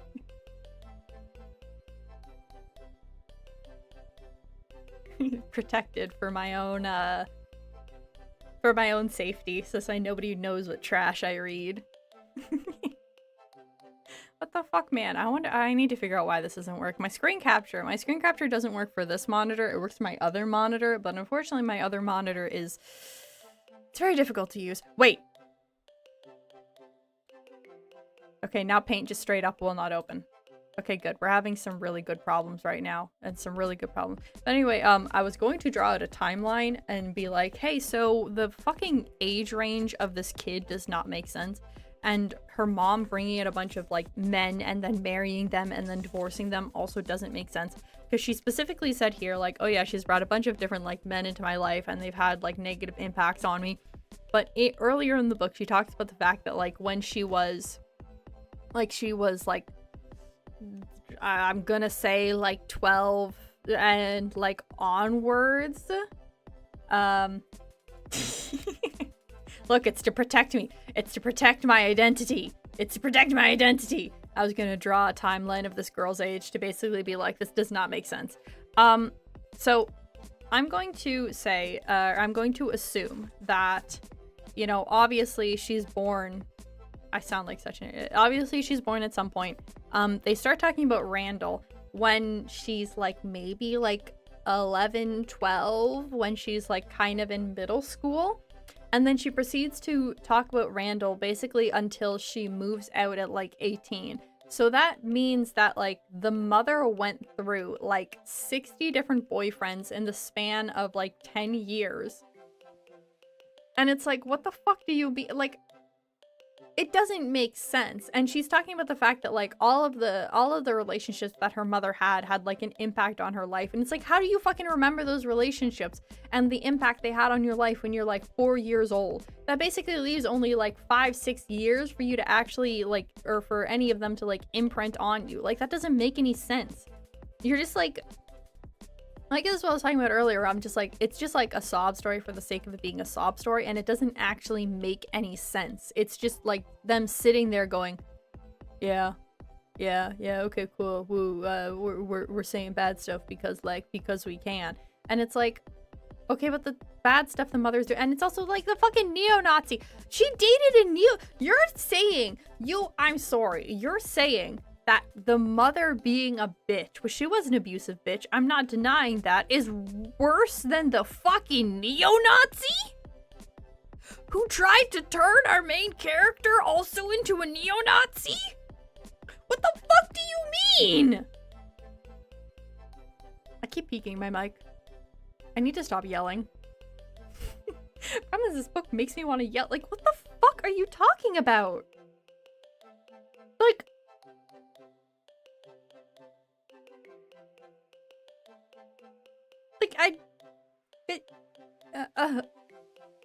like, it's just, like, I genuinely don't know. Like,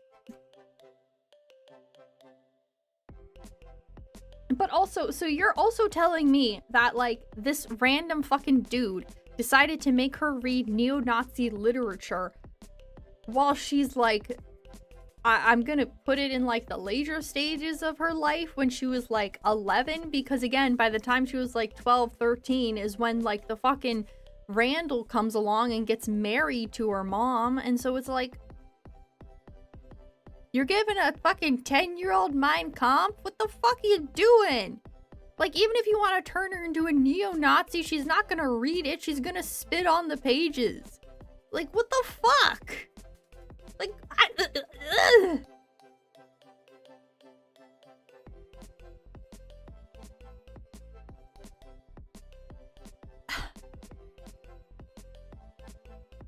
I'm baffled. I'm baffled by the statement. I'm baffled by the statement. And that's all that it basically... She's worse than the Nazi? What the fuck? Also, I'm gonna be honest. If she is such a terrible mother, chances are it's probably because of the fact that, you know, one, she was having to do sex work, and two, people took advantage of her for that, and three, because she probably had a Nazi boyfriend who fucking abused. What the fuck are you talking about?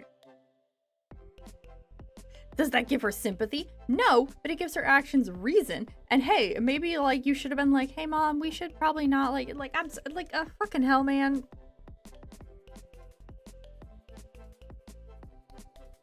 Like, what the fuck?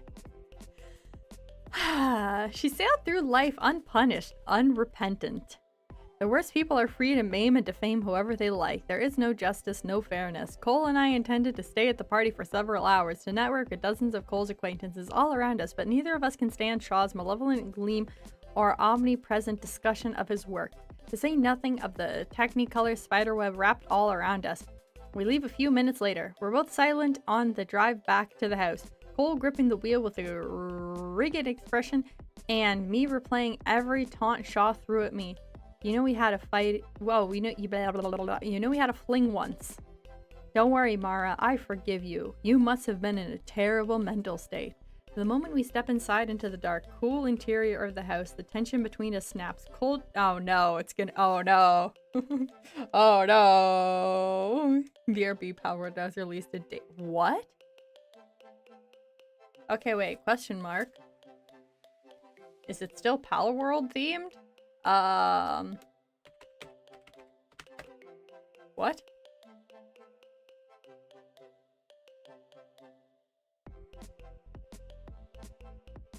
Oh my god.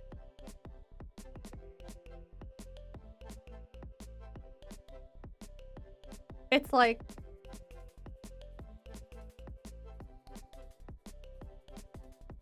Oh.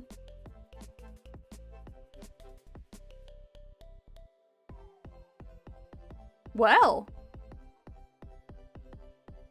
I'm gonna be honest, I wasn't expecting that. Yeah, at least they have... We've discussed this before. I'm not a furry. I appreciate furry things. So at least they have one human for me. And she's a nurse. Let me reel her. I like that nurse archetype. I enjoy that very, very much. Yeah. But like, I'm still thinking back to the fucking neo-Nazi thing. Look, dating sims don't count for stuff like this, okay? Dating sims do not count for romanceable options. That's just how it is. Whether or not you're into men or women, it doesn't matter, because you gotta see all the options. Also, I feel like there's still, you know, I like the spider. I like the spider. Oh, I also like the drunk nurse. Okay, I like the spider and the drunk nurse. Okay, well, looks like I'm playing a dating sim. Oh, do you hear those knuckles? Knuckles I don't have anymore because I just destroyed them.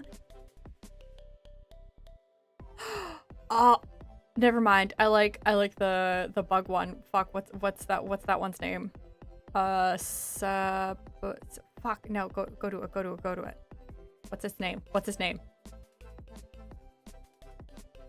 Salaturina. I like that one. That one looks like it's gonna fucking murder you. That one's my favorite. Hell yeah. Dude. Also, very good timing on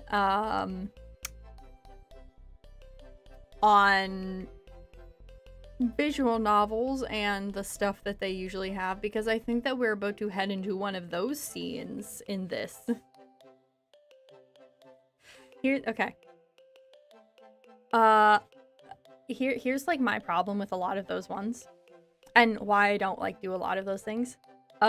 Again, case in point, like right now, I have a lot of trouble reading. I misread a lot of words, and for stuff like that, it takes a long time for me to get through. And if it's fully voiced, I don't want to talk over the stuff because then I feel like I'm interrupting it and then it's like not as clean, I guess, to listen to, if that makes sense. And so I feel like half the time I end up sitting there just like staring at the screen, not saying anything. And it's like, for me personally, I feel like that's not content. So I mean, I could stream it and that would be a fun thing. It would probably be like an hour-long experience. I don't think they'd do like a full, you know, like 60-hour visual novel. If they did, honestly, that would be really cool. I could, yeah, we can do Pal World visual novel. We'll look into that one. That'll be our April Fool's treat because we love April Fools. April Fools is my favorite day. I love it. Mainly because April Fools, I get to listen to my favorite song all the time, which is Never Gonna Give You Up by Rick Astley. I genuinely love it. So choose one with only few characters and just do the voiceover.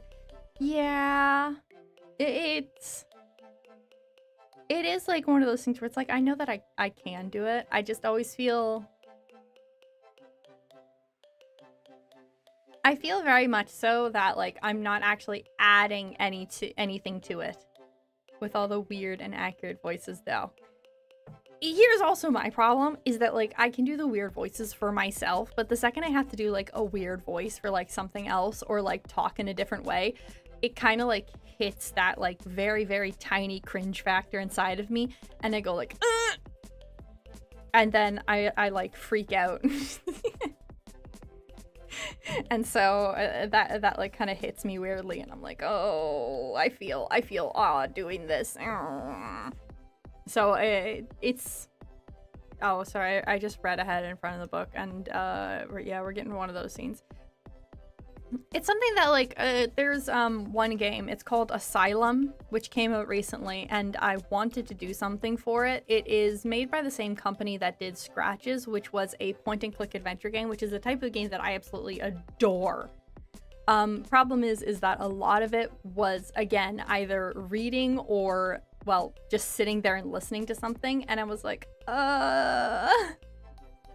because I usually test things beforehand to see how they go, to see like if it would be, I guess, good content. That's the problem, is I was a theater kid, but my problem, I guess, is that I can do essentially like 2 different voices, where I can do more of, I can do kind of a little bit more of a normal sounding voice and not deeper, I guess, but kind of like lighter. It takes like a minute to get into every time that I do it, where I focus a lot more on talking in, it's an odd way to explain it, but I'm talking more through my nose and the upper back of my throat versus like usually where I'm talking with the front of my mouth and like my like throat, like the front of my throat. And talking like that always it makes me feel very it makes me feel kind of like, you know, yeah, Scratches was the game that I recommended because it's a really good game, but also it's really hard to play. So what I recommend instead is just watching like a playthrough of somebody else do it. But Asylum is made by the same people who did Scratches, and it looked really good, but also I wasn't sure entirely if it would be good for like, you know, video content, which is why I started working on a different kind of video that I'm really proud of, but it's going to take me a while to do. So the development of that one is going to be pretty slow. But yeah, so we're going to focus on that one first, and maybe I'll stream Asylum. But I also don't want to promise anything because I don't want to push myself. Because if I push myself, then I know I'm going to go and crash and burn. Because that's what we did recently, and yeah. So, wow. Basically what I'm saying is, lots of plans, zero motivation. Which is how it usually ends up going. 100% though, play Scratches, also play Asylum. That is Kiki's recommendation for the day. Usually I recommend books. Or music. Sometimes I recommend music. It all depends on how I do everything. We're eating porn. So everybody needs to go make some food because I'm starving. Absolutely. Then go make dinner or lunch or whenever the fuck this is. Morning too. But either have fun, enjoy, make something good. I made soup yesterday. I should actually eat something too. No, okay, we're good. We're good. Sorry. I tried to remember if I had my soy on the stove or not. Which also, I make my own soy milk at home. Try and catch up more of these streams, I promise. Bye! Bye! Have fun! Enjoy! Okay. Now.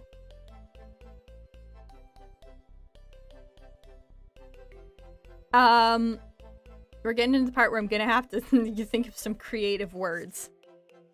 Because it starts off very quickly. He tears off the deep plum gown I'm wearing, ripping the straps so the expensive beading scatters across the hardwood floor. Dude.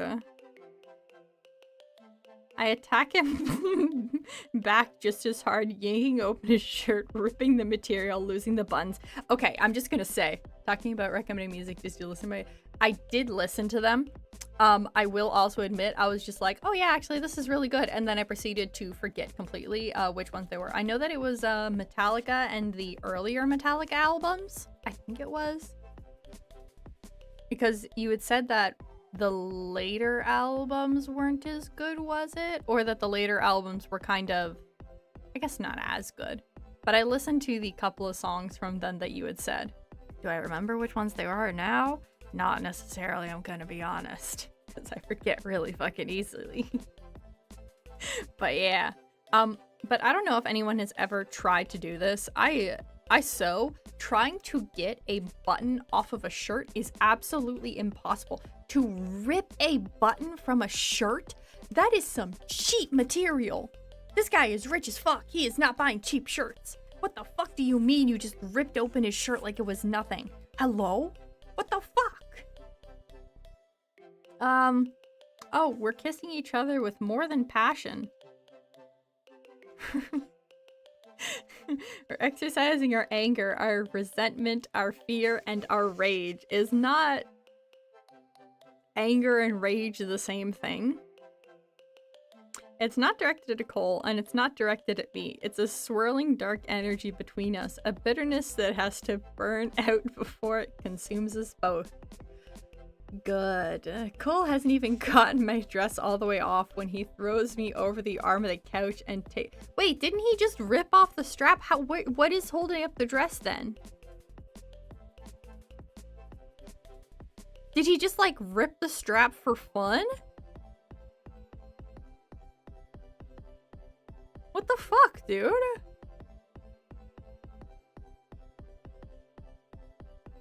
Okay. Oh yeah, but you should also put it back again. So put it at the end of the stream again, so this way I can, because I do remember going like, oh, actually no, I like this. I just don't remember the name of it. So you should put it at the end, because if you put it now, I'm gonna definitely forget. But also wait. He just ripped off the like shoulder of her dress for nothing. For literally no fucking reason. He was just like, yeah, fuck this. Cole hasn't even gotten my dress all the way off when he throws me over the couch and...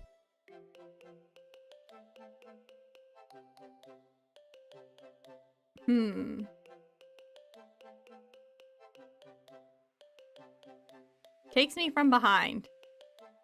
He wraps his hand in a long rope of my hair, jerking my head... I'm not gonna say the rest of that part. Oh, I'm not gonna say that. Something ruthlessly...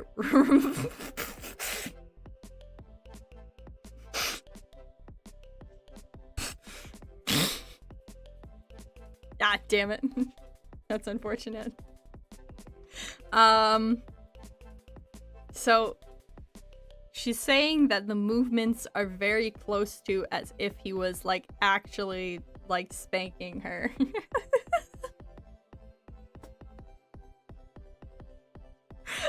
More, I moan harder. I deserve this. My guilt over Aaron. What do you mean your guilt over Aaron. You didn't fucking do anything. You didn't tell her to be in your room. You didn't fucking tell Sean to do anything. All you did was not get fucking murdered by Sean the first day you fucking met him. What do you mean you're fucking thinking about Aaron? Aaron. What the fuck are you talking about? My guilt over Aaron can only be assuaged by punishment. I want to be... It's so funny. I want to be spanked harder, faster, and meaner. I need the sadist in Cole. I need the psychopath.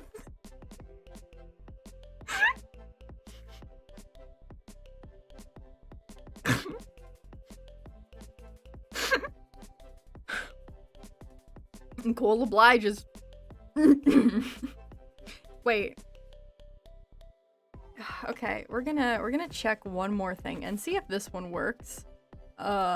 Because I really want to be able to draw out what this, like, new file. Yeah, sure, that works. Create. No, I don't want to do that. Get the fuck out of here. Shut the fuck up. Go away. Go away. Is this one going to work? Because I feel like we really need to draw out this scene. Add, can I do game capture for it? This. Please, please, please, please, please, please. Is it?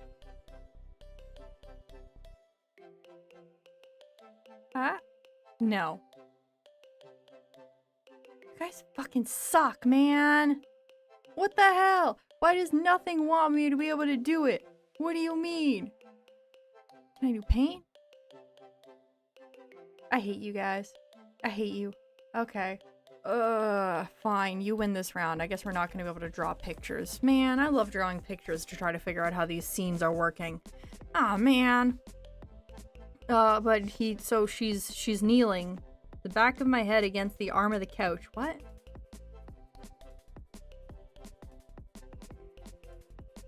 I thought she was, like, kneeling on the couch. He, like, takes her off of the couch. I'm not gonna say that other part. I'm just not gonna say that, but you can probably use your imagination. Holds my head between both of his hands. I'm not gonna say that either. She did describe it as iron hard, which I'm sorry, that sounds really funny. And tunneling. Ew. She says it's satisfying. We'll say that. It's something I deeply need, but have never been able to ask for before. You could ask for that. You're not, like, asking for, like, piss stuff. Like, that's not, like, weird. That's, like, honestly pretty normal and tame considering some of the other stuff, or some of the other things that people are into. I have heard of Ruby, actually. I used to be a huge fan of Ruby. And then lots of things happened. Like, I feel like this is not some, like, weird thing to ask for. Actually, really, the mobile game that they put out, I actually really liked that. I think I stopped watching after the 3rd season, because the 4th season was really a letdown, I'll say. And everything that I kept up with after that, I was just kind of like, It really... I liked the adventure that the first couple seasons of Ruby had. But man, the turn in the story from where it was to just where it was going kind of gave me one of those, like, oh, it's turning into this kind of thing. And it's like, yes, that's not necessarily a bad story, but, like, I started watching this because of the whole, you know, tournament art and the Monster Hunter high school setting. And then it's suddenly not Monster High School setting and teams and stuff, and now it's suddenly like groups of a bunch of different people, and now they're fighting the government, and I was like, yeah. I kept up with a lot of people who used to watch it. I used to be a huge Rooster Teeth fan, and then it I used to be a huge Achievement Hunter fan, and then yep. I think most people know about that one Achievement Hunter thing that happened. He was my favorite. I have a theory. Stop making it at the wrong spot. Yeah. Like, it really sucks and it sounds really shitty to say. But Monty was really the kind of pushing factor of it. He had described, like, as it the rule of cool, where it's like, as long as something's cool enough, nobody fucking cares how stupid something is. Like, if you told me that a gun and a rifle, or a rifle and a scythe were, like, one weapon, I'd be like, that sounds fucking stupid. But if you show that to me, and you show it to me being used in a really cool way, I'm not gonna go, wow, that's really fucking stupid. I'm gonna go, holy shit, that's fucking cool! And once he was gone, all of the stupid things kind of started showing up, because nobody was really doing the cool stuff anymore, and you could really tell fuck, I can't even remember the guy who voiced John, where all of a sudden he took like center stage above everybody else. And even if like him and, you know, Ruby were on the same page of like what they were doing,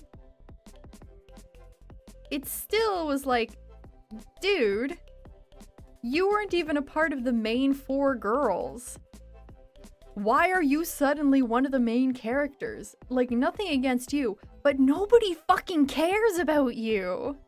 You had the one cool thing with Pira, I think it was Piranikos or something, and then that was it.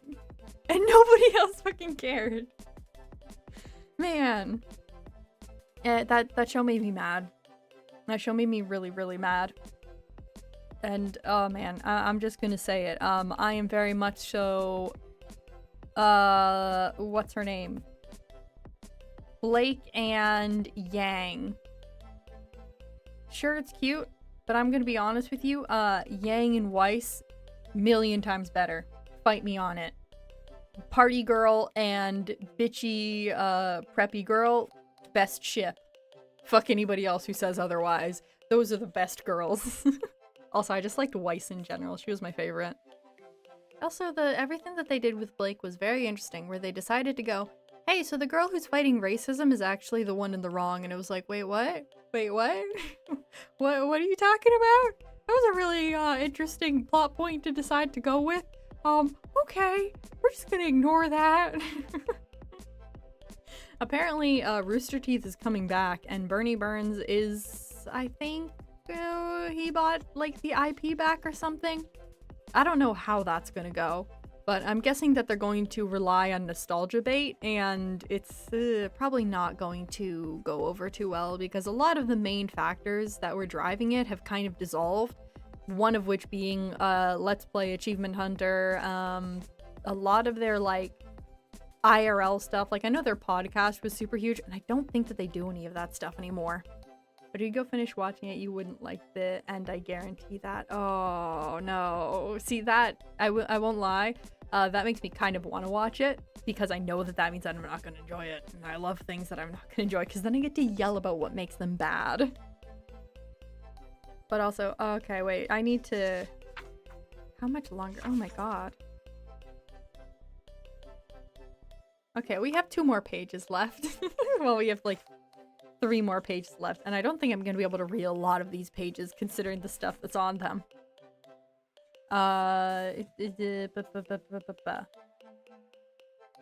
There's something so satisfying about this. Something I deeply need, but I have never been able to ask for. That was the last part one.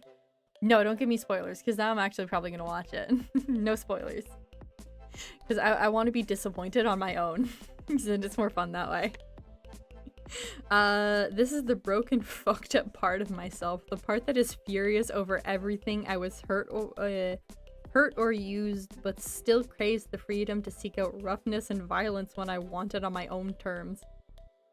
Dude, I know that Blake and Yang actually get together. That part I know. And then they're actually like, we're dating now and we kiss. But that's... Other than that, I don't know anything. I saw people talking about that in like the weird Wonderland arc. And it's like, I feel like your Wonderland arc was like way too far away from... Like, I would do a Wonderland arc when you're still kind of in the whole character idea of them being like the fairy tales. They move so far away from the fairy tales that suddenly doing the whole character, like the Wonderland thing, does not make any sense. Like, you're so far removed from that aspect of your story that it just feels like you're throwing it in for no reason. And I was like, because again, I still followed a lot of people who posted about it. Ooh. No, okay, don't tell me. Don't tell me. Don't tell me then. I was like, I want to know if it's certain character, but also no, don't tell me. Don't tell me. Because if a specific character is dying, I'm gonna be like, this is stupid and I hate you for telling me about this. Not you, but like I hate the story for telling me, like, that something died. Because 9 times out of 10, I feel like it's gonna be handled really bad. The only death that I saw handled well was Pure Nikos. And other than that, everything was stupid. And that was mostly because it was like an immersion break of like, oh my god, yay, everything's going fine. And we're gonna win because we're the good guys. And she's dead. And you're like, oh, wasn't expecting that one. But yes, terrible book time. Except I can't read. Can't read that. Let's just say that they go from apparently the couch to the wall. I need to experience his strength, his power, his ruthlessness, because that's what I need in a man. The only way I feel safe. He has to terrify me so I'll know he terrifies everyone else. It's not good. Only a monster can protect me. Sorry. We're fucking in the dark so we can unleash the demons inside us.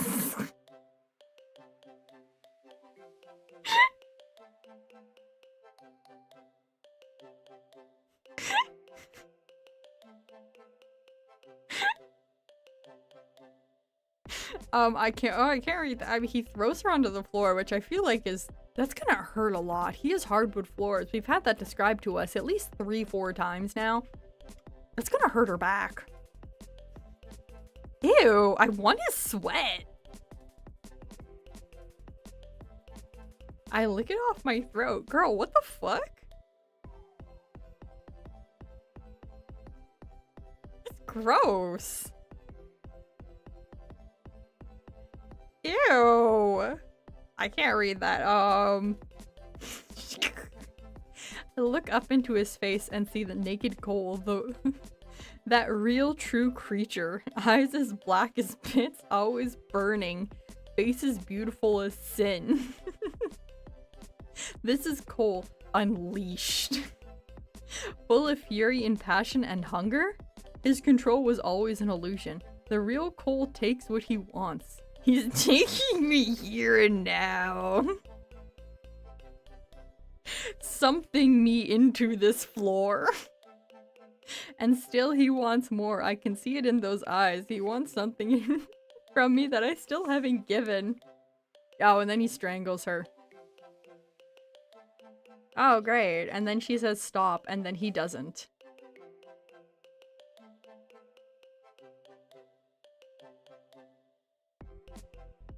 And then she tries to fight him off, and then he doesn't let go.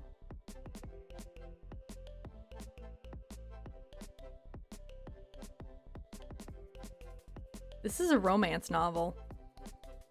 I'm hitting his arm, scratching, clawing, trying to tear his fingers off my throat. I'm too weak and he's too strong. I'm helpless in his grasp. Floating, slamming back and... floating again. Cole speaks and I can't see his lips moving, but I hear that incessant low voice burying into my brain. This is what it would feel like if you wait for Shaw to finish the job. This is what it will feel like when he's on top of you. This is what it will feel like to die as a victim.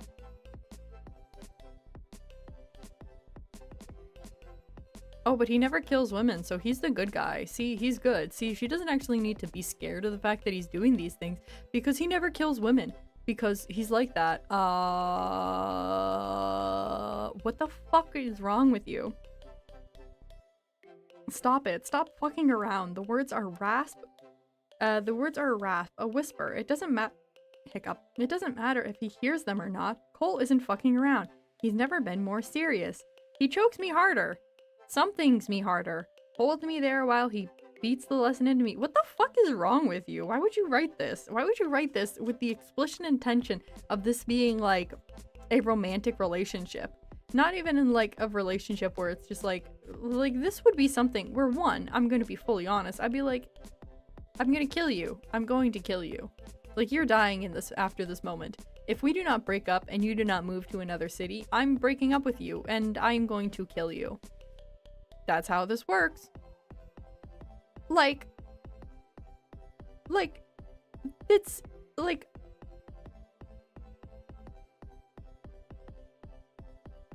it's fucking crazy. Where it's like, I understand fully because this is how these books always do it. Is that this is never going to be addressed in the fact of, like, she's never going to go to him and be like, hey, Cole, I know that you're busy with work right now. I just want to tell you that it was really fucked up how you almost murdered me that last time we were having sex. It was really fucked up, and don't do that again or I'm gonna fucking break your knees. She's gonna go, oh my god, but Chloe, you didn't kill me, so that means that's like really hot. Like, what the fuck? Like, you missed a very poorly done sex scene where it turns into him basically strangling her to death.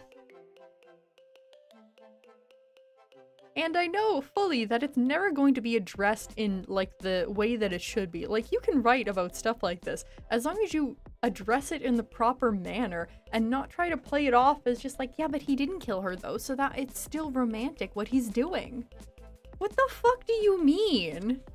Like, he's just like, this is what Shaw is gonna do to you.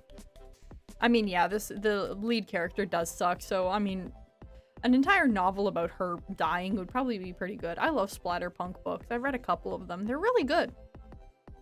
But, like, dude, this is your way, isn't it? Hoping for mercy, never fighting back, trying to do the right thing. You want to be a good person. Good people die every day, Mara. Goodness never saves them. Shut the fuck up. You're a serial killer and a loser. Again, taking this to my partner. Murder. There you go. I'm clawing at his arms, desperate and dying.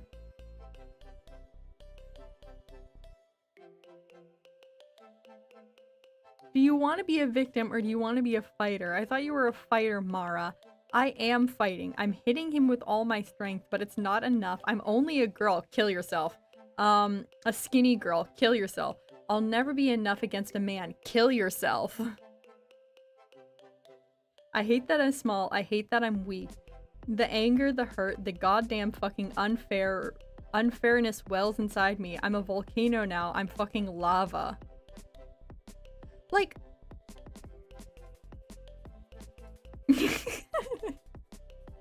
But that's here. Okay, see, now this is the thing. It's been mentioned before. There's been talks about the fact that, like, I may not do any kind of fucking. I think that I'm asexual. I'm gonna be honest with that. I genuinely think that I'm asexual because anytime it's been like any of those situations, I've been like, I'm really not that interested and I don't want to.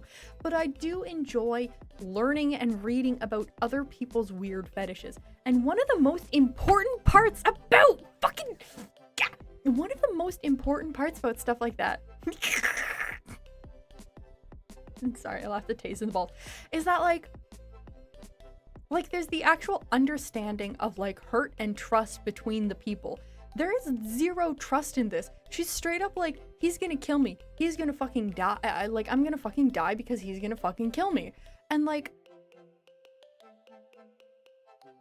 I'm not gonna sit here and be like, oh, toxic relationship thing, because like, yeah, it's a hashtag dark romance book, but even still, you can take those like things and be like, hey, this is depicted in like, you know, a good and healthy way. But it's like, dude, you're not even trying to do that. You're literally just like, yeah, he's choking her out and he's gonna fucking kill her, and he's like blaming her for the fact that like a serial killer is trying to kill her, and the fact that she doesn't want to also then be a serial killer, and it's your fault and you're gonna fucking die for it. Die, you stupid bitch.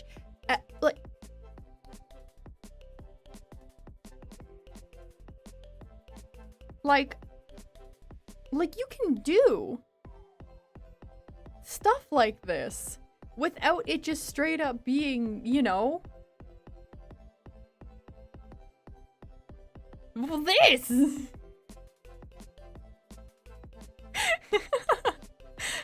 Hello, welcome. No Minecraft this time, sadly. Instead of fucking reading shitty books, man, what the fuck? Like, what do you, like,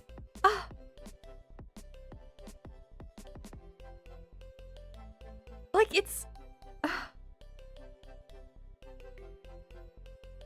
to catch you up in what's currently happening, male love interest is currently choking out female love interest doing the deed. And it's like there are ways to do that and not just straight up make it like, I'm murdering you right now. What the fuck? Like, I had very little hope for this, but still, I had better hope than this. Like, what the fuck, man? Like, dude, and the whole fucking, like, I'm only a girl, a skinny girl, it'll never be enough against a man. What the fuck are you saying? What? I hate that I'm small, I hate that I'm weak.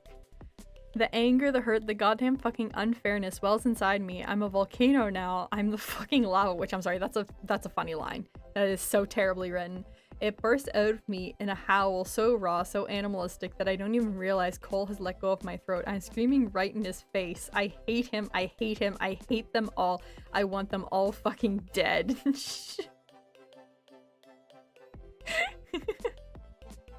This is the worst part of it. It goes from like, hey, you're fucking strangling her to death, to like, I'm the fucking lava. And it's like, what the fuck are you talking about?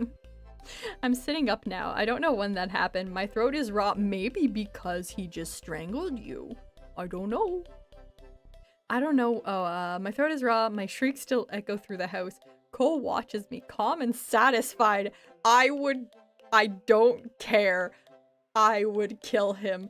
You see, Kiki, I've strangled you half to death. Because it's to teach you a lesson. My lesson would be to beat you over the fucking head with a frying pan. I don't care if you're my serial killer boyfriend. By the way, this is her serial killer boyfriend because this is a hashtag dark romance. I don't care. I'm killing you. Die. I wait for the guilt and shame to wash over me? Okay, but I feel nothing good because you shouldn't feel any shame. Only the hot throbbing of my throat because he just strangled you!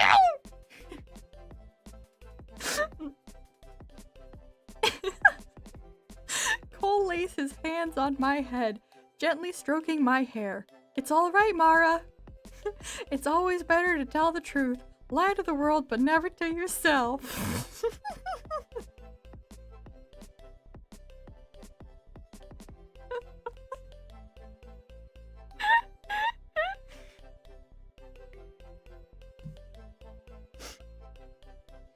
No, Mara, don't get the frying pan. I was strangling you for your own good. See, you finally admitted to yourself that you need to kill this other guy. You need to kill him and your mom and your mom's shitty fucking husband. Kill them all. Put the frying pan down. Finally, we get Cole's perspective now in chapter 8. I finally got Mara to crack and admit what I'd known all along. After that, I backed off for a while. Probably because she's gonna kill you with a fucking frying pan because you fucking strangled her. Anyway, we don't talk about what she said or what we're going to do about it. Maybe we don't talk about the fact that you fucking tried. I don't want to risk her retaliating into familiarity back into. Wait, I don't want to risk her retreating into familiarity back into what feels safe. What feels safe and what will actually keep you safe are quite different. You are not going to keep her safe. You are not going to keep her safe. Oh my god. It's not difficult to distract ourselves from the problem of Shaw, but both Mara and I continually pulled into our own work so deeply that the rest of the world disappears around us. Mara is painting a new series for a private show that I'm throwing her in December.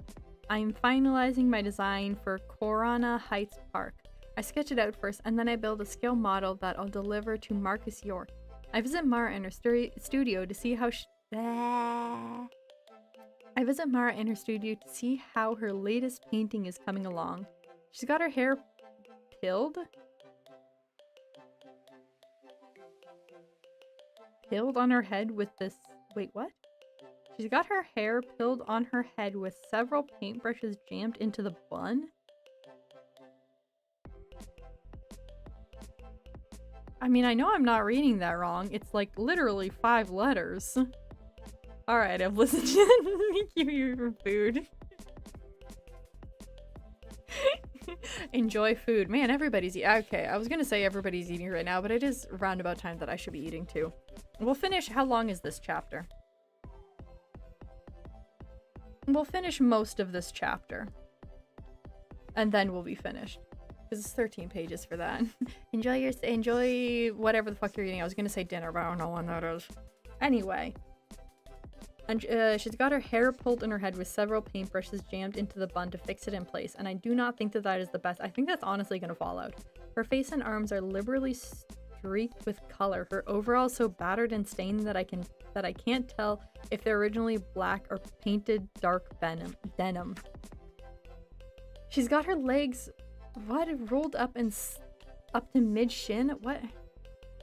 The legs of her pants. Just say the legs of her pants then. Her feet bare. Oh, we're getting to that part of the book.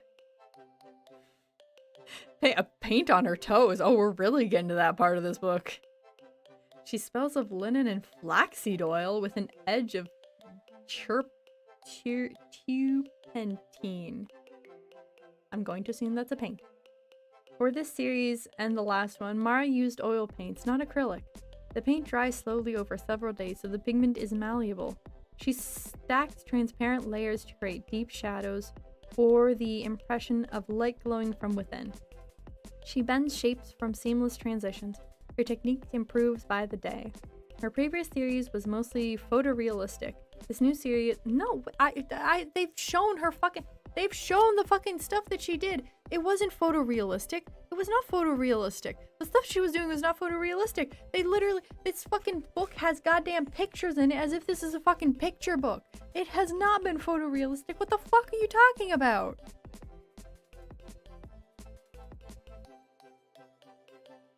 You're just lying to me. You're promising me foot fetish and then you're lying to me. Bitch. This new series blends high detail figures with scenery that melts and fades like the edge of a memory. It gives see, that is what I would describe as fucking. What are other stuff? What are you gives a soft rotting effect, as if the whole painting is beset by decay soaking through the canvas. The particular piece shows a young girl in a nightgown walking down a placid suburban street. The roses on the hedges are past their bloom. Brown at the edges, a charred teddy bear trails from one of the girl's hands. Behind her, a half-dozen birds have fallen dead from the sky.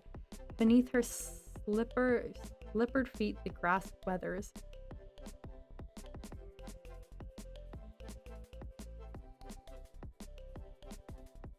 First of all, that sounds like a terrible painting. Second of all, that's something else that, like, it kind of sucks because I can't really show it because of, again, reading. I mean, I could just take a picture of it and, like, show what the pictures look like, but also half the time they're really, really bad. But the thing is that one of the biggest descriptors of Mara that we've constantly gotten over and over and over again is that, like, she's so tiny. She's so tiny and small. Oh, right, there we go. One of the descriptions that we've constantly got of Mara is that she's so tiny and she's so frail and she's so skinny and small. But then, like, the actual pictures, nope, that is my grocery lists. Nope, that is also not what I want. Oh, not do that.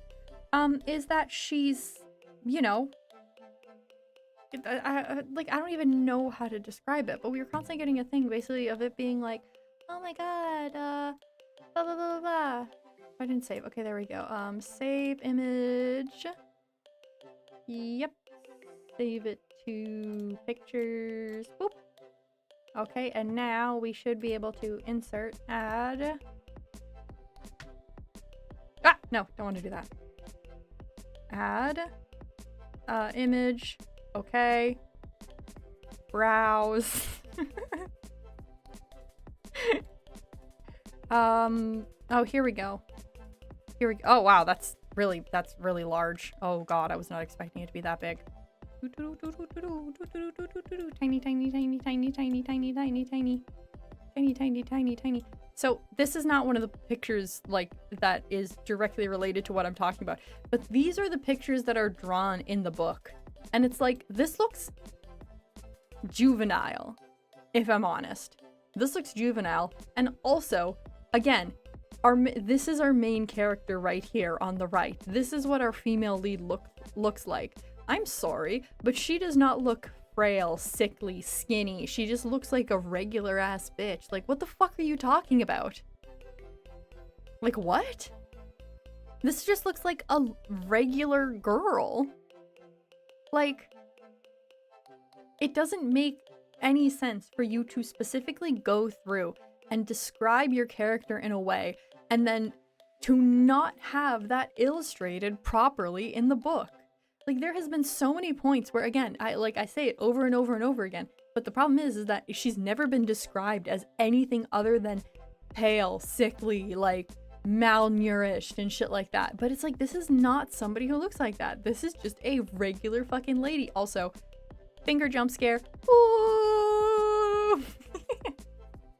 But it's like that, like, this completely takes me out of the book when I have a picture of what, like, our main character looks like in my head, and then suddenly they show me this, and it's like, huh? Who the fuck is that? Like, this, it doesn't look good.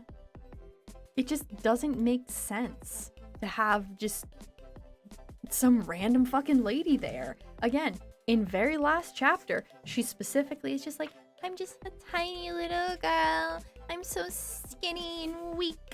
And then, oh, regular girl. Honestly, she looks like she could lift more than I could. I got fucking tiny arms. When was this book published? Actually, I looked at it earlier and I could not find it. Actually, yeah, I can just look that up. There is no devil. When was that published? There is no devil publishing date. Beep.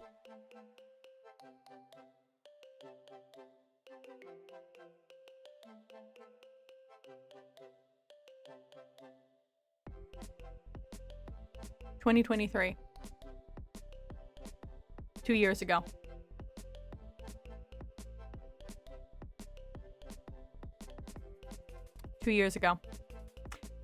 This was published 2 years after the first book. She had 2 years to work on this book and she did not get any better.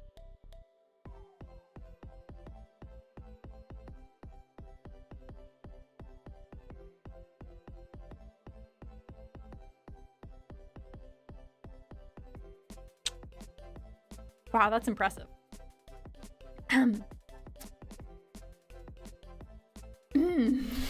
What the fuck, dude? What? Like, I was thinking this was written in, like, you know, early 2020, like, kind of that thing, where it's like, this is my first step into writing. Or my first real step into writing. Not like, oh yeah, this was written 2 years ago. Which is funny, because I'm fairly certain that I picked this up, like, a year and a half ago. So I picked this up basically when this was written. I should really start writing. If this can get published, I should really start writing. All I need to do... I have my story, and then I have, like... I just add in a character named John, and he's just the serial killer boyfriend, and that's it. And then, you know, I'm gonna make millions. He doesn't even need to play a part in the story, as long as somebody has something to jack off to. Like, man, fucking terrible. Transvisibility Day. Ah! Hey, look, man, I didn't even know either, and I am one, so... Woo, non-binary pride, let's go! Woo! I don't think I've ever mentioned that, if I'm honest, on the channel. I think that, I mean, for me, honestly, I've had the conversation with people a lot, because one of my old coworkers was non-binary as well, and they were like, well, yeah, but, like, they don't like it when we call them, like, he, and I'm like, well, yeah, because they don't like it when you call them he, and they're like, yeah, but you're fine with it when we call you she, and I'm like, yeah, because I don't give a fuck. If you start calling me Jason, that doesn't mean that my name's Jason now. I'm still Kiki. The fuck you talking about? I don't give a shit what you call me. But like, yeah, I'm trans. Whee! Which is always like really fun, because whenever I tell people about that, I only ever use that for the points when somebody starts saying transphobic shit, especially the I can always tell when someone is trans, and I go, oh my god, so you knew I was trans? Huh? And then you can just kind of like see their face drop. But it's always like really funny, because after that they'll be like, so what you know, what are you? And it's like, Sarah, you asked me for a tampon and I gave it to you. So what the fuck do you think I am? What do you think I was born at? See, that's the thing. Straight people can never figure it out, but gay people, trans people, they go, oh yeah, no, that makes sense. That makes sense. Yeah. It's always like really funny. Because I feel like I have all of the gay aspects of, well, every other gay person that they're gonna notice, but straight people are never able to notice those things, like, ever. And it's crazy, because I feel like it's super visible. I literally had blue hair. I had blue hair. And when I worked at a coffee shop, people would constantly come up to me and be like, man, I hate them trans people. And I'm like, I have blue hair. And I work at a coffee. What the fuck? What? I'm the fucking stereotype. What do you mean? Why did you choose me? Like, dude. It's crazy. It happens so often. It's funny, honestly. Because I'd always just like pretend. I'd always like do the, I don't get it. Wait, do you want to explain like why you feel that way? I don't know. I don't know what you mean by that. Do you want to explain it more? And then like they actually have to like, you know, say their bigotry out loud. And then they kind of go, I'm gonna go now. And I'm like, oh, why are you leaving? You should talk more. Tell me more about what you're saying. Say it really loud so everyone else can hear. And then they get really uncomfortable and they leave. But yay, good thing I decided to stream. Happy Trans Day of Visibility to everybody, including the cisgenders over here. Ugh. Gross. Book time also. Previous series, yeah. This particular oh, I was talking about how terrible her painting was, because yeah, that sounds like a terrible painting. What are you going to call this one? I'm not sure. Mara rubs the back of her hand across her cheek. This leaves a fresh smear of pale pink along her jaw. The pale pink of the roses. Wait, what? They just said that the roses were like dying and that the roses were like a dingy brown. Why the fuck is she using pink to paint dingy brown dying roses? What about the, oh, what about the burial? Mara nods slowly. I like that. Fucking what are you talking about? How does that make sense?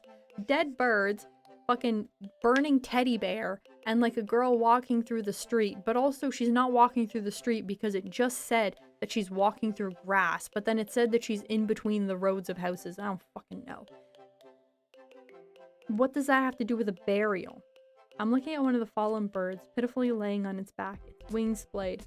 What? Mara says. I don't like that orange on the robin's breast. It's too bright. Clashes with the roses. What gender is it when you don't give a fuck about other genders? I mean, honestly, I think that, I mean, I just call it non-binary because, like, I don't give a fuck. I think that there's, like, agender and, like, other stuff like that, but I think that agender is basically, like, nothing, but it falls under non-binary as well. I just say that I'm trans because I'm just like, I don't care. If somebody wants to say, like, he, she, they, then I go with it. It's like, there's only ever going to use he, she, and they when the subject that you're discussing has already been, like, announced, and so you already know who it is. So even if I go, oh yeah, Sarah over there is really cool, and you go, yeah, she's great, and I'm like, yeah, they're cool, you're still gonna know that I'm talking about Sarah, because if I wasn't talking about Sarah, then I would say something else. Like, huh? Publication date kind of lines up with a big AR boom. Anything else more? I will say, I've seen, like, the other pictures from the book. I'm not going to take a bunch of different pictures of it. They do follow all the same line, and I will say that it definitely isn't AI, I'll say. It doesn't look like it. It doesn't have any of those, you know, typical AI features, but it really, it just doesn't look good, you know? That's the thing about, like, non-binary and trans stuff and everything that has to do with that, is that, like, honestly, half the time, everybody's, like, idea of something is, like, completely different. Like, some people get mad at me for just calling myself trans when I'm non-binary, and I'm like, well, no, but I'm trans, so I don't give a fuck. Like, you know, like, fuck you. Bleh. Some people also get mad at me for saying that I'm, non-binary, or saying that I still will use, like, he or she when I'm non-binary, and it's like, why does it bother you? Who cares, man? Who cares? Which is also really funny because 9 times out of 10, it's never trans people. It's always cis people who are really mad about trans identities. They're always the ones who get mad at me.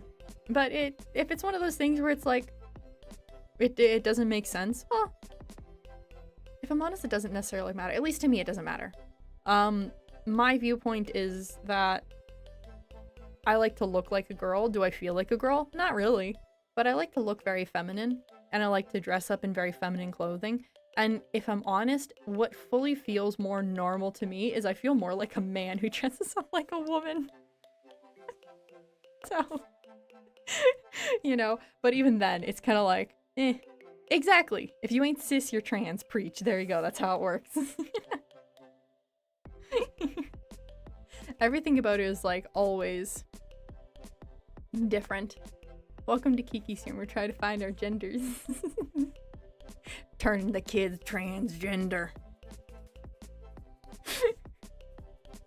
Okay. We're reading. Reading. It is really nice though. I'm not gonna lie. For a little while, I feel like it's, again, very obvious for me. But if for a little while, it is always one of those things where coming out with the whole, like, well, I'm trans thing is always, like, a nervous thing. And if people leave, then good riddance. I don't want you here. You're a loser if you don't like trans people. But at the same time, it is still nerve-wracking because it's like you don't want people to leave because of that aspect of yourself. Yeah, but it's a good conversation, though. Talking about trans stuff is good conversation. And it's also one of those really easy things, because then this can weed out the freaking losers. And you can clown on them. It's more fun that way. No bans, though, which is sad. Listen, quick, somebody say something transphobic so I can ban them. Don't. But I think it's a good conversation to have. Same thing with any of that. Especially... Oh, not to... Talking about that for one second. With the way that things are currently, I feel like a lot of that stuff is on the rise, and so I want to make it very clear that, like, I obviously stand on the side of people who need to be protected. And if you don't believe in that, then fuck you, you're a loser. Kill yourself.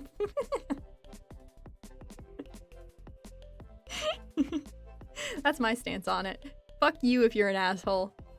Die. Cough cough reading, we're reading. Ignoring anything else that I just said. I don't like the orange on the robin's breast. It's too bright. Clashes with the roses. Mara squints at the robin, then the roses, comparing the shades. You might be right. She grudgingly admits. Wouldn't it be begrudgingly? Here, tone it down. Make it a little dustier. She holds out a paintbrush to me. You're going to let me touch your robin? You almost bit my head off the last time I came near your painting. Well, you did pick my favorite design for Coron's Heights. It was my favorite too. Myra inspired the design in a sense. Her enthusiasm spurred me to build the model so I can bring it to York this afternoon, right before the deadline. I'd been debating whether I even wanted to enter. I still don't like the idea of having to outsource the construction. I had a little brown to the robin's breast, dulling the orange until it almost matches the edge of the rose petal. Molecules were the insomnia group of the opposite sides. Wait, where is here? Huh?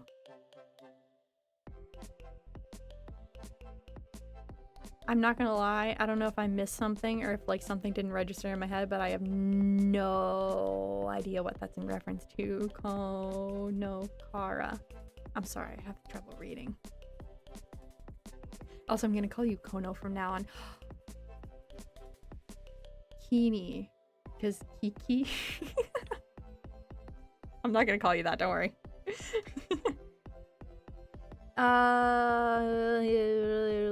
Oh, there we go. Here.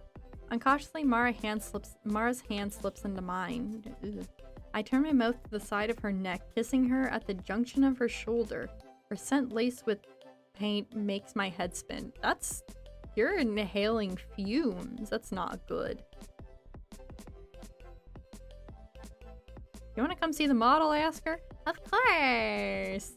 She drops her brush into a pot of Sullivan to soak before wiping her hands on a rag. My own hand is paint smeared where she touched me. Instead of washing it, I let the streak of dusty pink dry on my skin. Mara follows me down to the hall to the studio I've been using on the same floor. I don't like it as much as my private space, but sometimes... Ugh, so fucking boring talking about these stupid people. Mara follows me down to the hall to the studio I've been using on the same floor. I don't like it as much as my private space, but sometimes it's good to make a change. There's something energizing about the constant bustle of people in this building. The whistle of Sonia's kettle, Janice's snoring laugh, the chatter of other artists meeting by the stairs, and the thud of Mara's music leaking from under the door.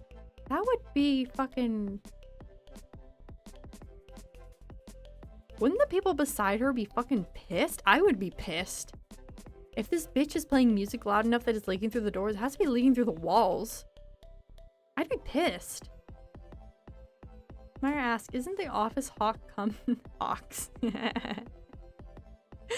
Silly chemistry things. You can have cis and trans. Oh. Look, this is a dumb people chat. You get those smart words out of here. Oh, Coco. Okay, that works too.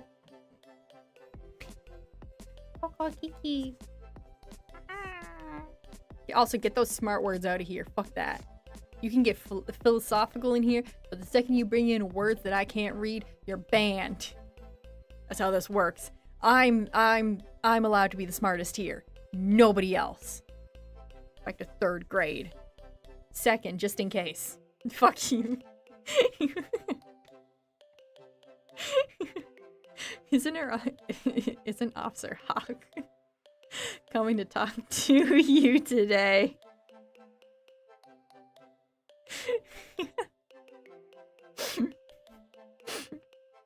I'm not Hawk to you.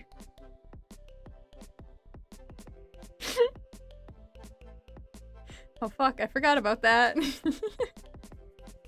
I'm debating whether I should tell Sonia to cancel it. I don't want to waste even 10 minutes talking to him.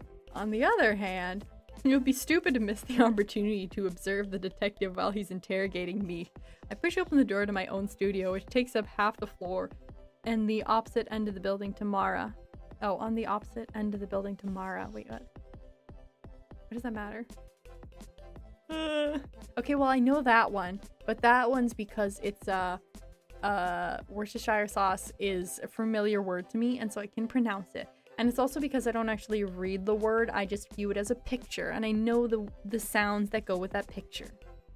So, which is actually how I read, which I figured out is not how people read. And that's how I learned that I was dyslexic. Because I said disassociating as dislocating, because me and my friends were talking about it once. And I was like, oh yeah, how you dislocate. And they were like, what the fuck are you talking about? And then I was like, dislocating. When, like, you know, you dislocate mentally. And they're like, you mean disassociating? And I was like, oh. And they're like, wait, what? And so I had to explain to them that, like, sometimes I don't read words. I just, like, see the letters, and the letters kind of make their own thing. And so that group of letters are always viewed in the same way for me. And they're like, hey, that's not normal. You can't read. And I was like, oh, thanks. So if you ever make fun of me for reading things wrong, well, there you go. I'm dyslexic. I push open. Oh, I already read that part. Our studios are equally bright and sunlit, but in truth, Mara has the better view. Hers looks out over the park, while I'm facing the busy intersection of Clay and Sternier. It doesn't matter. I'm here for the view down the hall. Then why don't you put your fucking view down the hall, like, in her studio? Or why don't you just put her in your fucking studio then? So this way you guys can have your fucking stuff together. I don't know, why do you need to do that? If your studio is twice the size of her fucking studio down the hall, you can't see shit if she's down the hall. What are you doing? What is the point of this? Why don't you just go, hey Mara, move your stuff into my room? You fucking moved her into your house, like, You know what? I'll give you the smartest one here. Look, nobody's allowed to be smarter than me. I get the crown. I can't even make it in paint right now because for some reason it's not showing up. I think it's because of the way that my HDMI cables are plugged in. Also, so here's a very funny thing. So my old TV screen broke. So we had to do something else to get it to work. Where is it? Did I put it here? No, it's not. I think it's in one of my other channels. Gosh diddly darn it. Okay, we're gonna need to send it over again. Because, well, so our old monitor kind of broke, and you can see what the monitor looks like in a second when I pull up the thing. But I think that part of the reason why I'm having some problems with my stuff is because of the save is because of the fact that, well, my other monitor is a little bit different, we'll say. Here is a picture of them side by side. Oh, let's make that smaller. So this is the new one, as you can see. That down there is the old one. And that thing on the right is a vacuum. It was the only screen that I had. And I kind of need to have a second screen for, well, this. So that this way I can see OBS versus everything else going on. And yeah. If you're wondering as well how it looks in the entire room, well... Also, we deleted the thing, so I need to add another source for it. Here's what the entire room looks like. Oh, that's just a wall. Actually, that's my little computer right there. That's the one I'm staring at right now. Yeah. Oh, that's my Sonic the Hedgehog tie. You see that? Wait.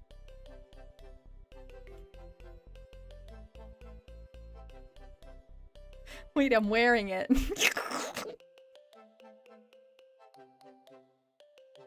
Yeah. The PS3 is the very same PS3 from when I was a kid.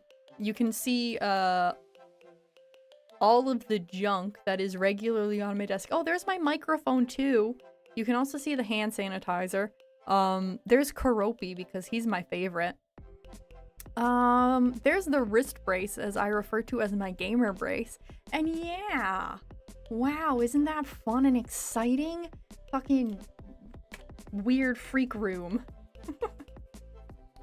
Oh, what did I just delete?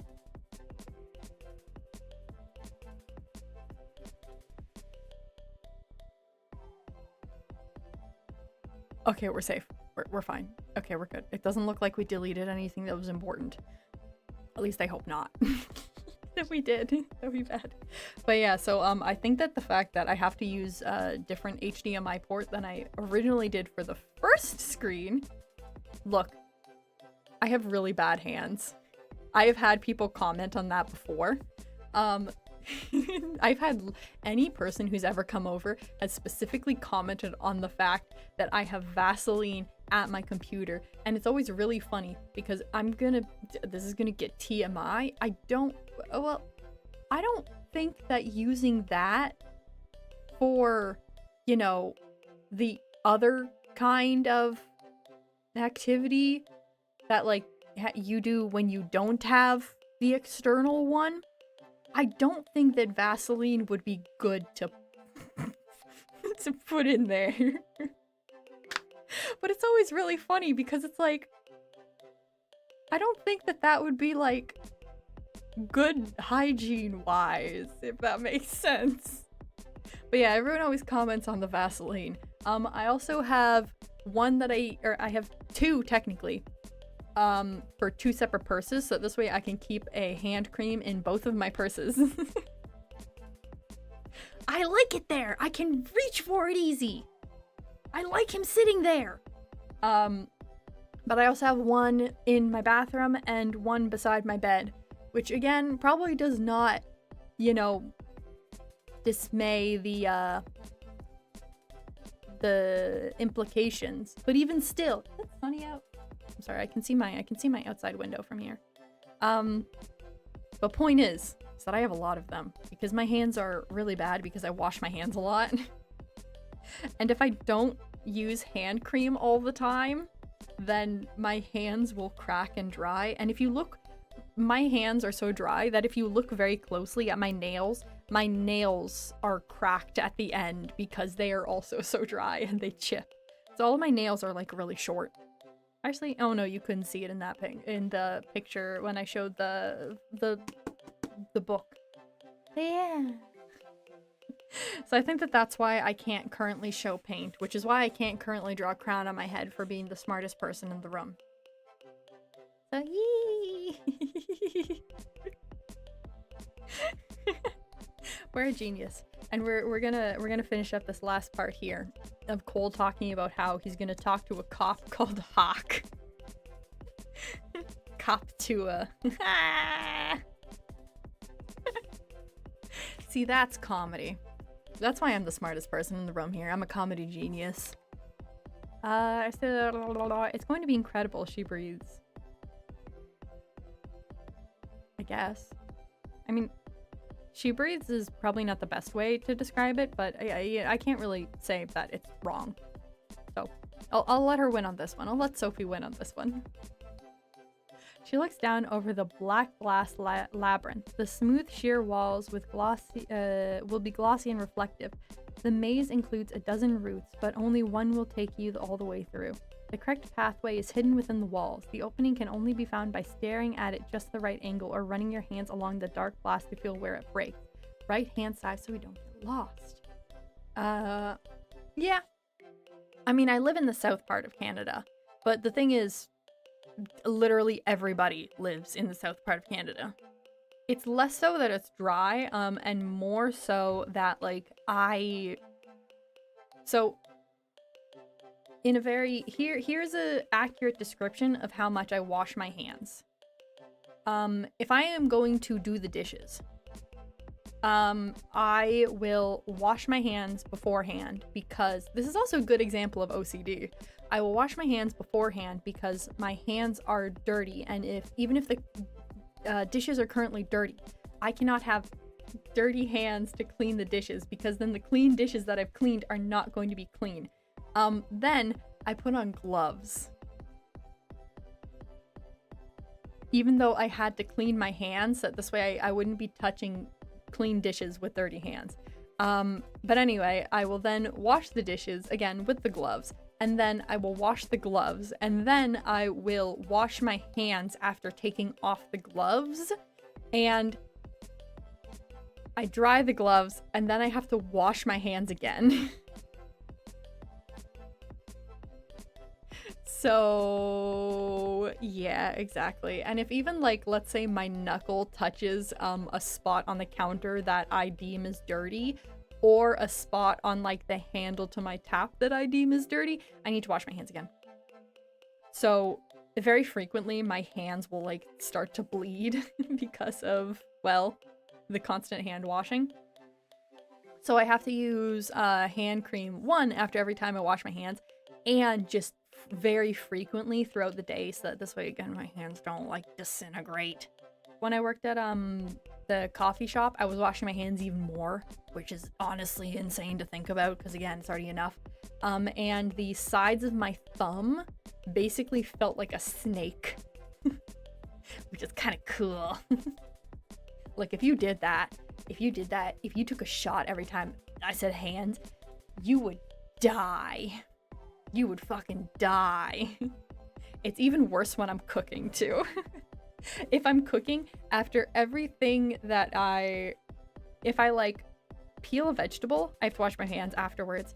And then if I'm chopping the vegetable, I finish chopping the vegetable. And if I've finished chopping that vegetable and I'm not chopping any more vegetables, I will wash my hands. If I need to chop more vegetables, I'll do that. But I also need to wash all of my vegetables, which also does include me washing my hands. Hey! It's fun. OCD is fun. I learned that that's not normal recently. Because some girl was talking about the fact that somebody put her makeup bag on the back of the toilet of her house, and so she needed to throw away her makeup bag and everything that was inside of it, and she was crying because of it. And I'm just like, yeah, that's totally reasonable. And then she was like, and now here's my book written about OCD and the experience of having OCD. And I was like, aw, man. Dirty by association isn't a normal thing? Like a clean... Okay. I hit my mic. I'm sorry. A garbage bag that I get from the store, like if I buy a pack of garbage bags from the store, those are dirty. I need to pack those separately from everything else because those garbage bags are dirty, because those garbage bags are associated with garbage, and so that means that they are dirty. So even if I have not touched the garbage bag, you could soak a garbage bag in bleach and give it to me, that garbage bag is still dirty because it is associated with things that are dirty. Yeah. And I learned that that's not how everybody thinks. I thought that was normal. Again, that one, I was like up to other thing. I wanted to be, that's the funny thing. But garbage bag, dirty. I wanted to be a surgeon for a very long time, so this way I could, like, I wanted to do surgery for fun. Like, obviously not like just poking around for fun. I still wanted to do the surgery, but, you know, people have caught me doing this. I still wash the gloves, and also whenever I take off gloves, I also need to wash my hands.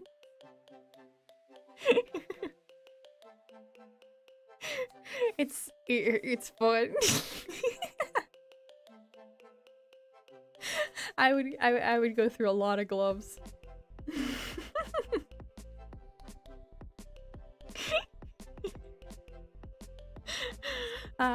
Anyway, book time. I hope they choose your design. I want to see this built. So do I admit. Mara looks up into my face, her eyes bright with excitement. They will. They'll choose me. I could probably strong-arm York into doing it, but I won't. My art is the one area where I don't manipulate. My work will live or die, but by its own merit. My phone buzzes in my pocket with a text from Sonia. The cop is here. He's early. Even more annoying than being late. That is a lie. No. No, like 1 pair of gloves per day. True, but then I would freak out because the gloves would be dirty and then I wouldn't be able to touch anything. Because again, same thing, like dirty by association. The gloves would be dirty by association because they're protecting me from touching other dirty things. And so so that's why I would change gloves very frequently when I worked at the cafe as well. Like I would wear gloves at the cafe, and that's the thing, is that my hands were that bad when I was working there. And also, I'm not gonna lie, it was pretty gross there too, so it's probably a lot of the reason I wore the gloves for, you know. But also, I'm gonna state on record, being early is way better than being late.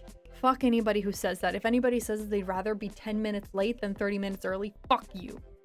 Unless there's anybody here, then it's fine. No, this is the thing. Okay, see again. Like the even if the gloves are clean, like same thing with a garbage bag. If I poured bleach on a garbage bag, the garbage bag would still be dirty because the garbage bag is associated with the dirt. So because of the fact that the gloves are associated with this is OCD. Because of the fact that the gloves are associated with something dirty, that means that despite what happens to them, no matter how clean they are still going to be dirty. Yeah.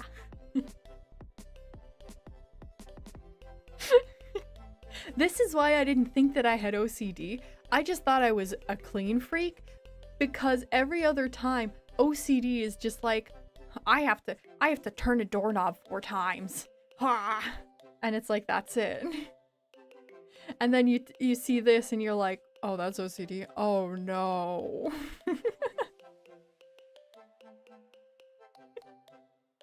Also, don't worry. But exactly. No, see, that's the problem. That's the problem. Is that like talking about it, it's just like, oh yeah, no, I know this doesn't make sense because it doesn't make sense, but it makes sense to me. But it doesn't make sense. Welcome to welcome to fucking words. OCD.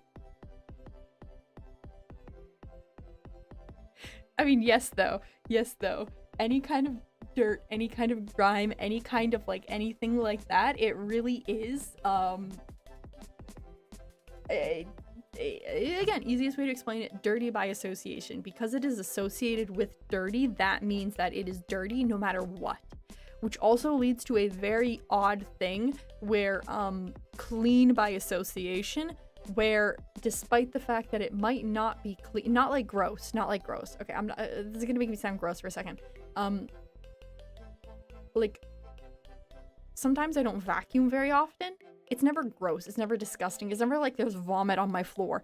But if like I see that there's like dirt tracked in slightly off of the mat in front of my front door,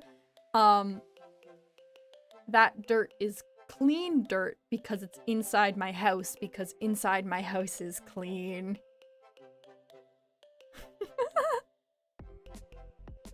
No. But made take care of dirty thing. Made dirty. Made touch. Made touch means that touch dirty. So thing dirty. Because made touch, because made associated with dirty, because she get rid of dirty.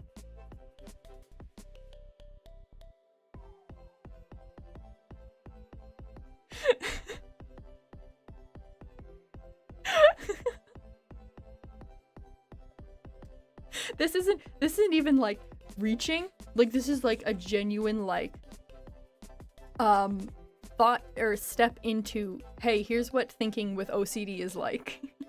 Or at least my version of it. Because it's all gonna be different. Some guy was talking about, I saw some guy talking about OCD, exactly, it's unwinnable. Where he was saying that he needed to microwave nothing for 33 seconds because he was like, the radiation counterbalances. It's like that. I mean, again, crazy way of thinking, but like, I beat everybody in being smart. Not only do I get the smartest one here crown, I also get the most insane. Yeah, I know the dirt one is very odd. But I will also say, if the dirt is like tracked through my house, then obviously I'm gonna clean it. But if it's like right in front of my door or right in front of my mat where I don't necessarily step, it's not like a freak out kind of clean. Like, let's say somebody like vomits on my floor, which if I'm honest, I don't let people inside my home. I don't do that. I do not let people inside of my home. If somebody vomited on my floor, obviously I'd be like, that's gross, that needs to be clean. But yeah, the clean by association that one's the fun one. That one's the fun one, where technically sometimes things are not as gross as they are. I get all the freak crowns. I was gonna say clowns. I do want freak clowns. That'd be fun. That'd be very fun. Have a lot of clowns. They wouldn't be able to touch anything because they'd be dirty by associated. Okay, I don't like him obviously because he's a fucking right-wing loser. But Asmongold interests me because I genuinely do not understand how you can live such a life. Like, he has more money than just about anybody could ever imagine, and he just does not use any of it. He could just hire somebody to come into his house and clean once a week, and he just doesn't. Like, there has to not to be, like, obviously he's just an asshole in general and he's gross, but there has to be something mentally wrong with him for him to live in such a state. Because what the fuck is wrong with you, dude? Oh my god. No matter how, like, if I see like vomit on the street, I'm like, ha, vomit on the street, that's funny. But like, he literally said that sometimes his gums would bleed and he would just clean his gums off with his finger and then just wipe it on the wall. Clean by association, dirty by association. Then it becomes dirty by association, because dirty by association will automatically take over from clean by association. Clean by association does not overpower dirty by association. Unless, again, it's in like the very specific circumstances, like, oh yeah, there's like dirt, like, again, very close to my door. If it was anywhere that was not close to my door, like if it was like in the middle of my floor or under my dining room table, I'd be like, oh, that's dirty, I need to clean that. But because it's like right outside my door, and again, I'm not going to be stepping there often, and the only time I am stepping there is when I am already going out or coming in, then it's fine. So it's still dirt, but it's clean dirt. Unless it's liquid. If it's like mud, all bets are off. All bets are off, and it needs to go. This is why I'm not scared by horror games, because the real horror is having to sit there for 30 minutes and figure out if the blood on the wall is clean blood or dirty blood. Or it's Asmongold gum blood. Who knows? Who fucking knows? But yes, okay. We have one small paragraph, and then we're gonna put our bookmark in, and then we're gonna say our goodbyes, because also my throat's kind of dying. Should I come? Mara's expression is strained. No, I'll handle it. Keep working. Oh, I guess. Okay. It was a lot less than I thought it was. We're good there. So what happens if dirty but suddenly becomes clean? Well, dirty but suddenly becomes, I'm trying to think of like a thing for that. Because dirty, like, there's obviously dirty. Clean dirt plus clean water equal. Yes. Because water in general is kind of a gray area where water feeds bacteria. And so even if something is necessarily clean, the damp water from it is going to make it dirty. Also,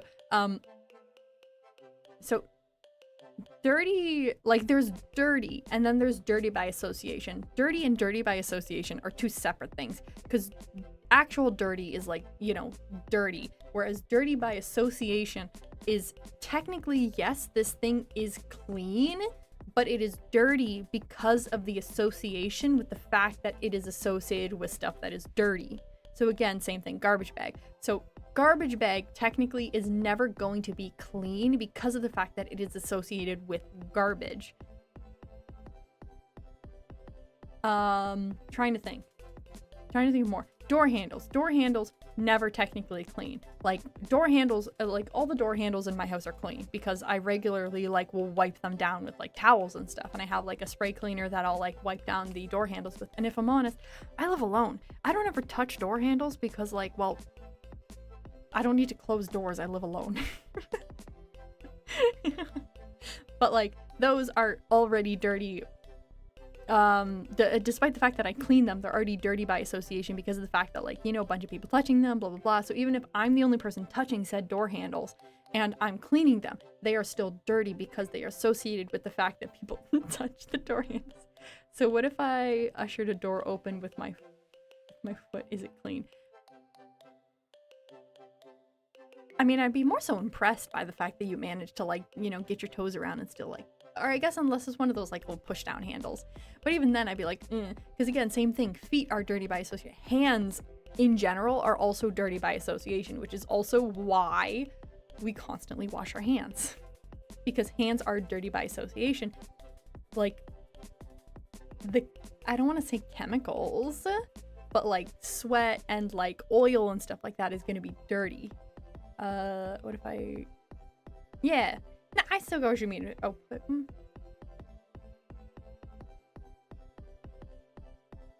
I mean, if it was just like a sliding, not a sliding door, but like one of those like push pull door, not push door, but like, you know. I won't lie. I always kicked doors open because I would never touch them with my hand. It's the door. So I'll be honest. Doors were already dirty. Again, because of the association with door handles. And sometimes, you know, people will not push on like door handles. They'll just push on the door. And so the door is dirty too because people are touching the door.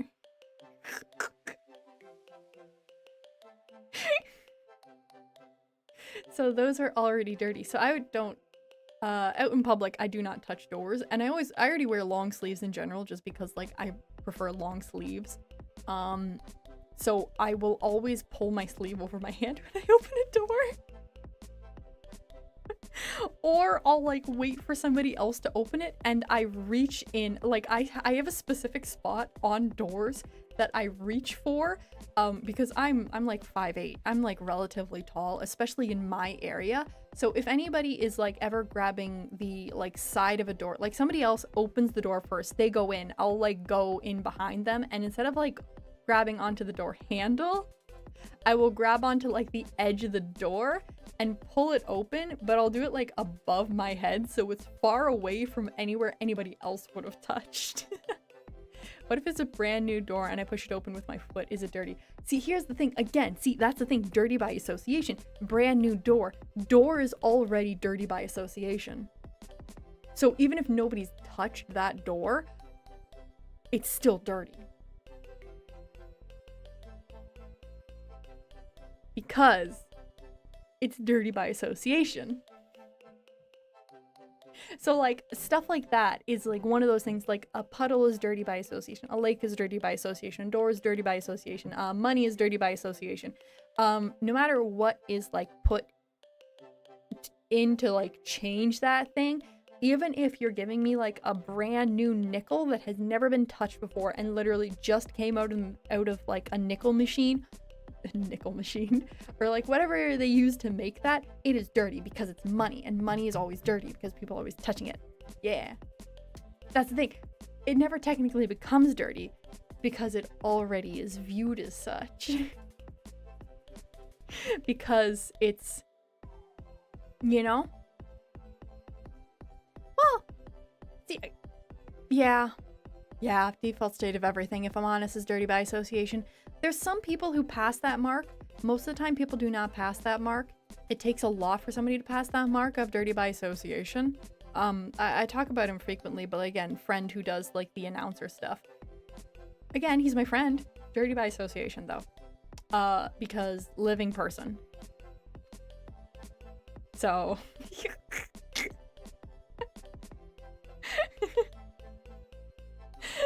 It's oh man, it's fun. Ironically though, rats, they were not dirty by association, but that's because those fuckers are clean as hell, which is why I liked them. Same thing with my cats. My cats were though, oh my god.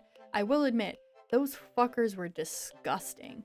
One of our old cats, his name was Sabby, he regularly threw up on himself. He would sleep in my bed all the time. He loved sleeping in my bed. He liked to sleep on my pillow.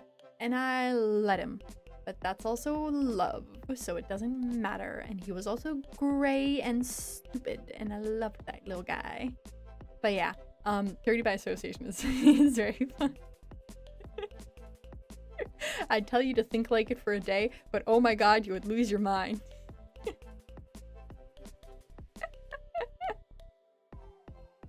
Anyway. I hope everyone has a fun day. My throat's dying. And also, everybody else has want to get food already. I need to kind of get some food. I'm probably going to have some more soup or rice or something because I have that in my fridge right now. So but yes, have fun. Enjoy. I'm happy that everybody got to come by and we figured out how to get chat working on screen for fucking YouTube, man. God damn, dude. This shit pissed me off at first. Once I finally get everything working back again for Twitch and Twitch decides to do that, like, god damn. When do we get a Discord server so we can bear animals? I've been thinking of doing that. Here's the thing. I've heard many times that like running a Discord server is absolute hell. So unless you're going to have people moderate the Discord server, and that's not something that I want to expect anyone to do, it is absolute hell for you to do on your own. Because like, fuck man, I don't want to end up in one of those YouTube videos where it's like, oh, you let people fucking groom minors in your thing. It's like, I didn't tell them to do that. I told them not to. How am I supposed to fucking know that they messaged somebody else? Like, fuck man, I didn't want that to happen. Like, dude. But I have been very tempted because I do have my own personal Discord server. And one of the things that I have is my grocery list. Which... yeah, there we go. We're just gonna do this. And I've been very, very tempted to have a Discord server, you know, for like, I guess, quote unquote fan server. So that this way I could have one of the channels that only I am allowed to post in be my grocery list, that this way everybody sees my grocery list every week. Because I just think personally that would be very, very funny. Because it is just a full list of just this. And it goes back like years because this is how I remember what I need for, well, groceries. And I think that that would be really funny to just have grocery list instead of like, you know, like notifications, new videos, video idea, general chat, and grocery list. It would be really funny, especially put on full notifications for everybody, so this way everybody gets pinged whenever I put in a grocery, like, I need to buy milk. I think that'll be funny. But yes, okay, everybody, enjoy the rest of your day. I'm going to rest my throat, and I'm going to get water, and I'm going to maybe have, no, I'm gonna have rice. I'm gonna have rice. I bought tofu. I want to have tofu. I miss tofu. And broccoli. I like broccoli. Okay, good night. Bye.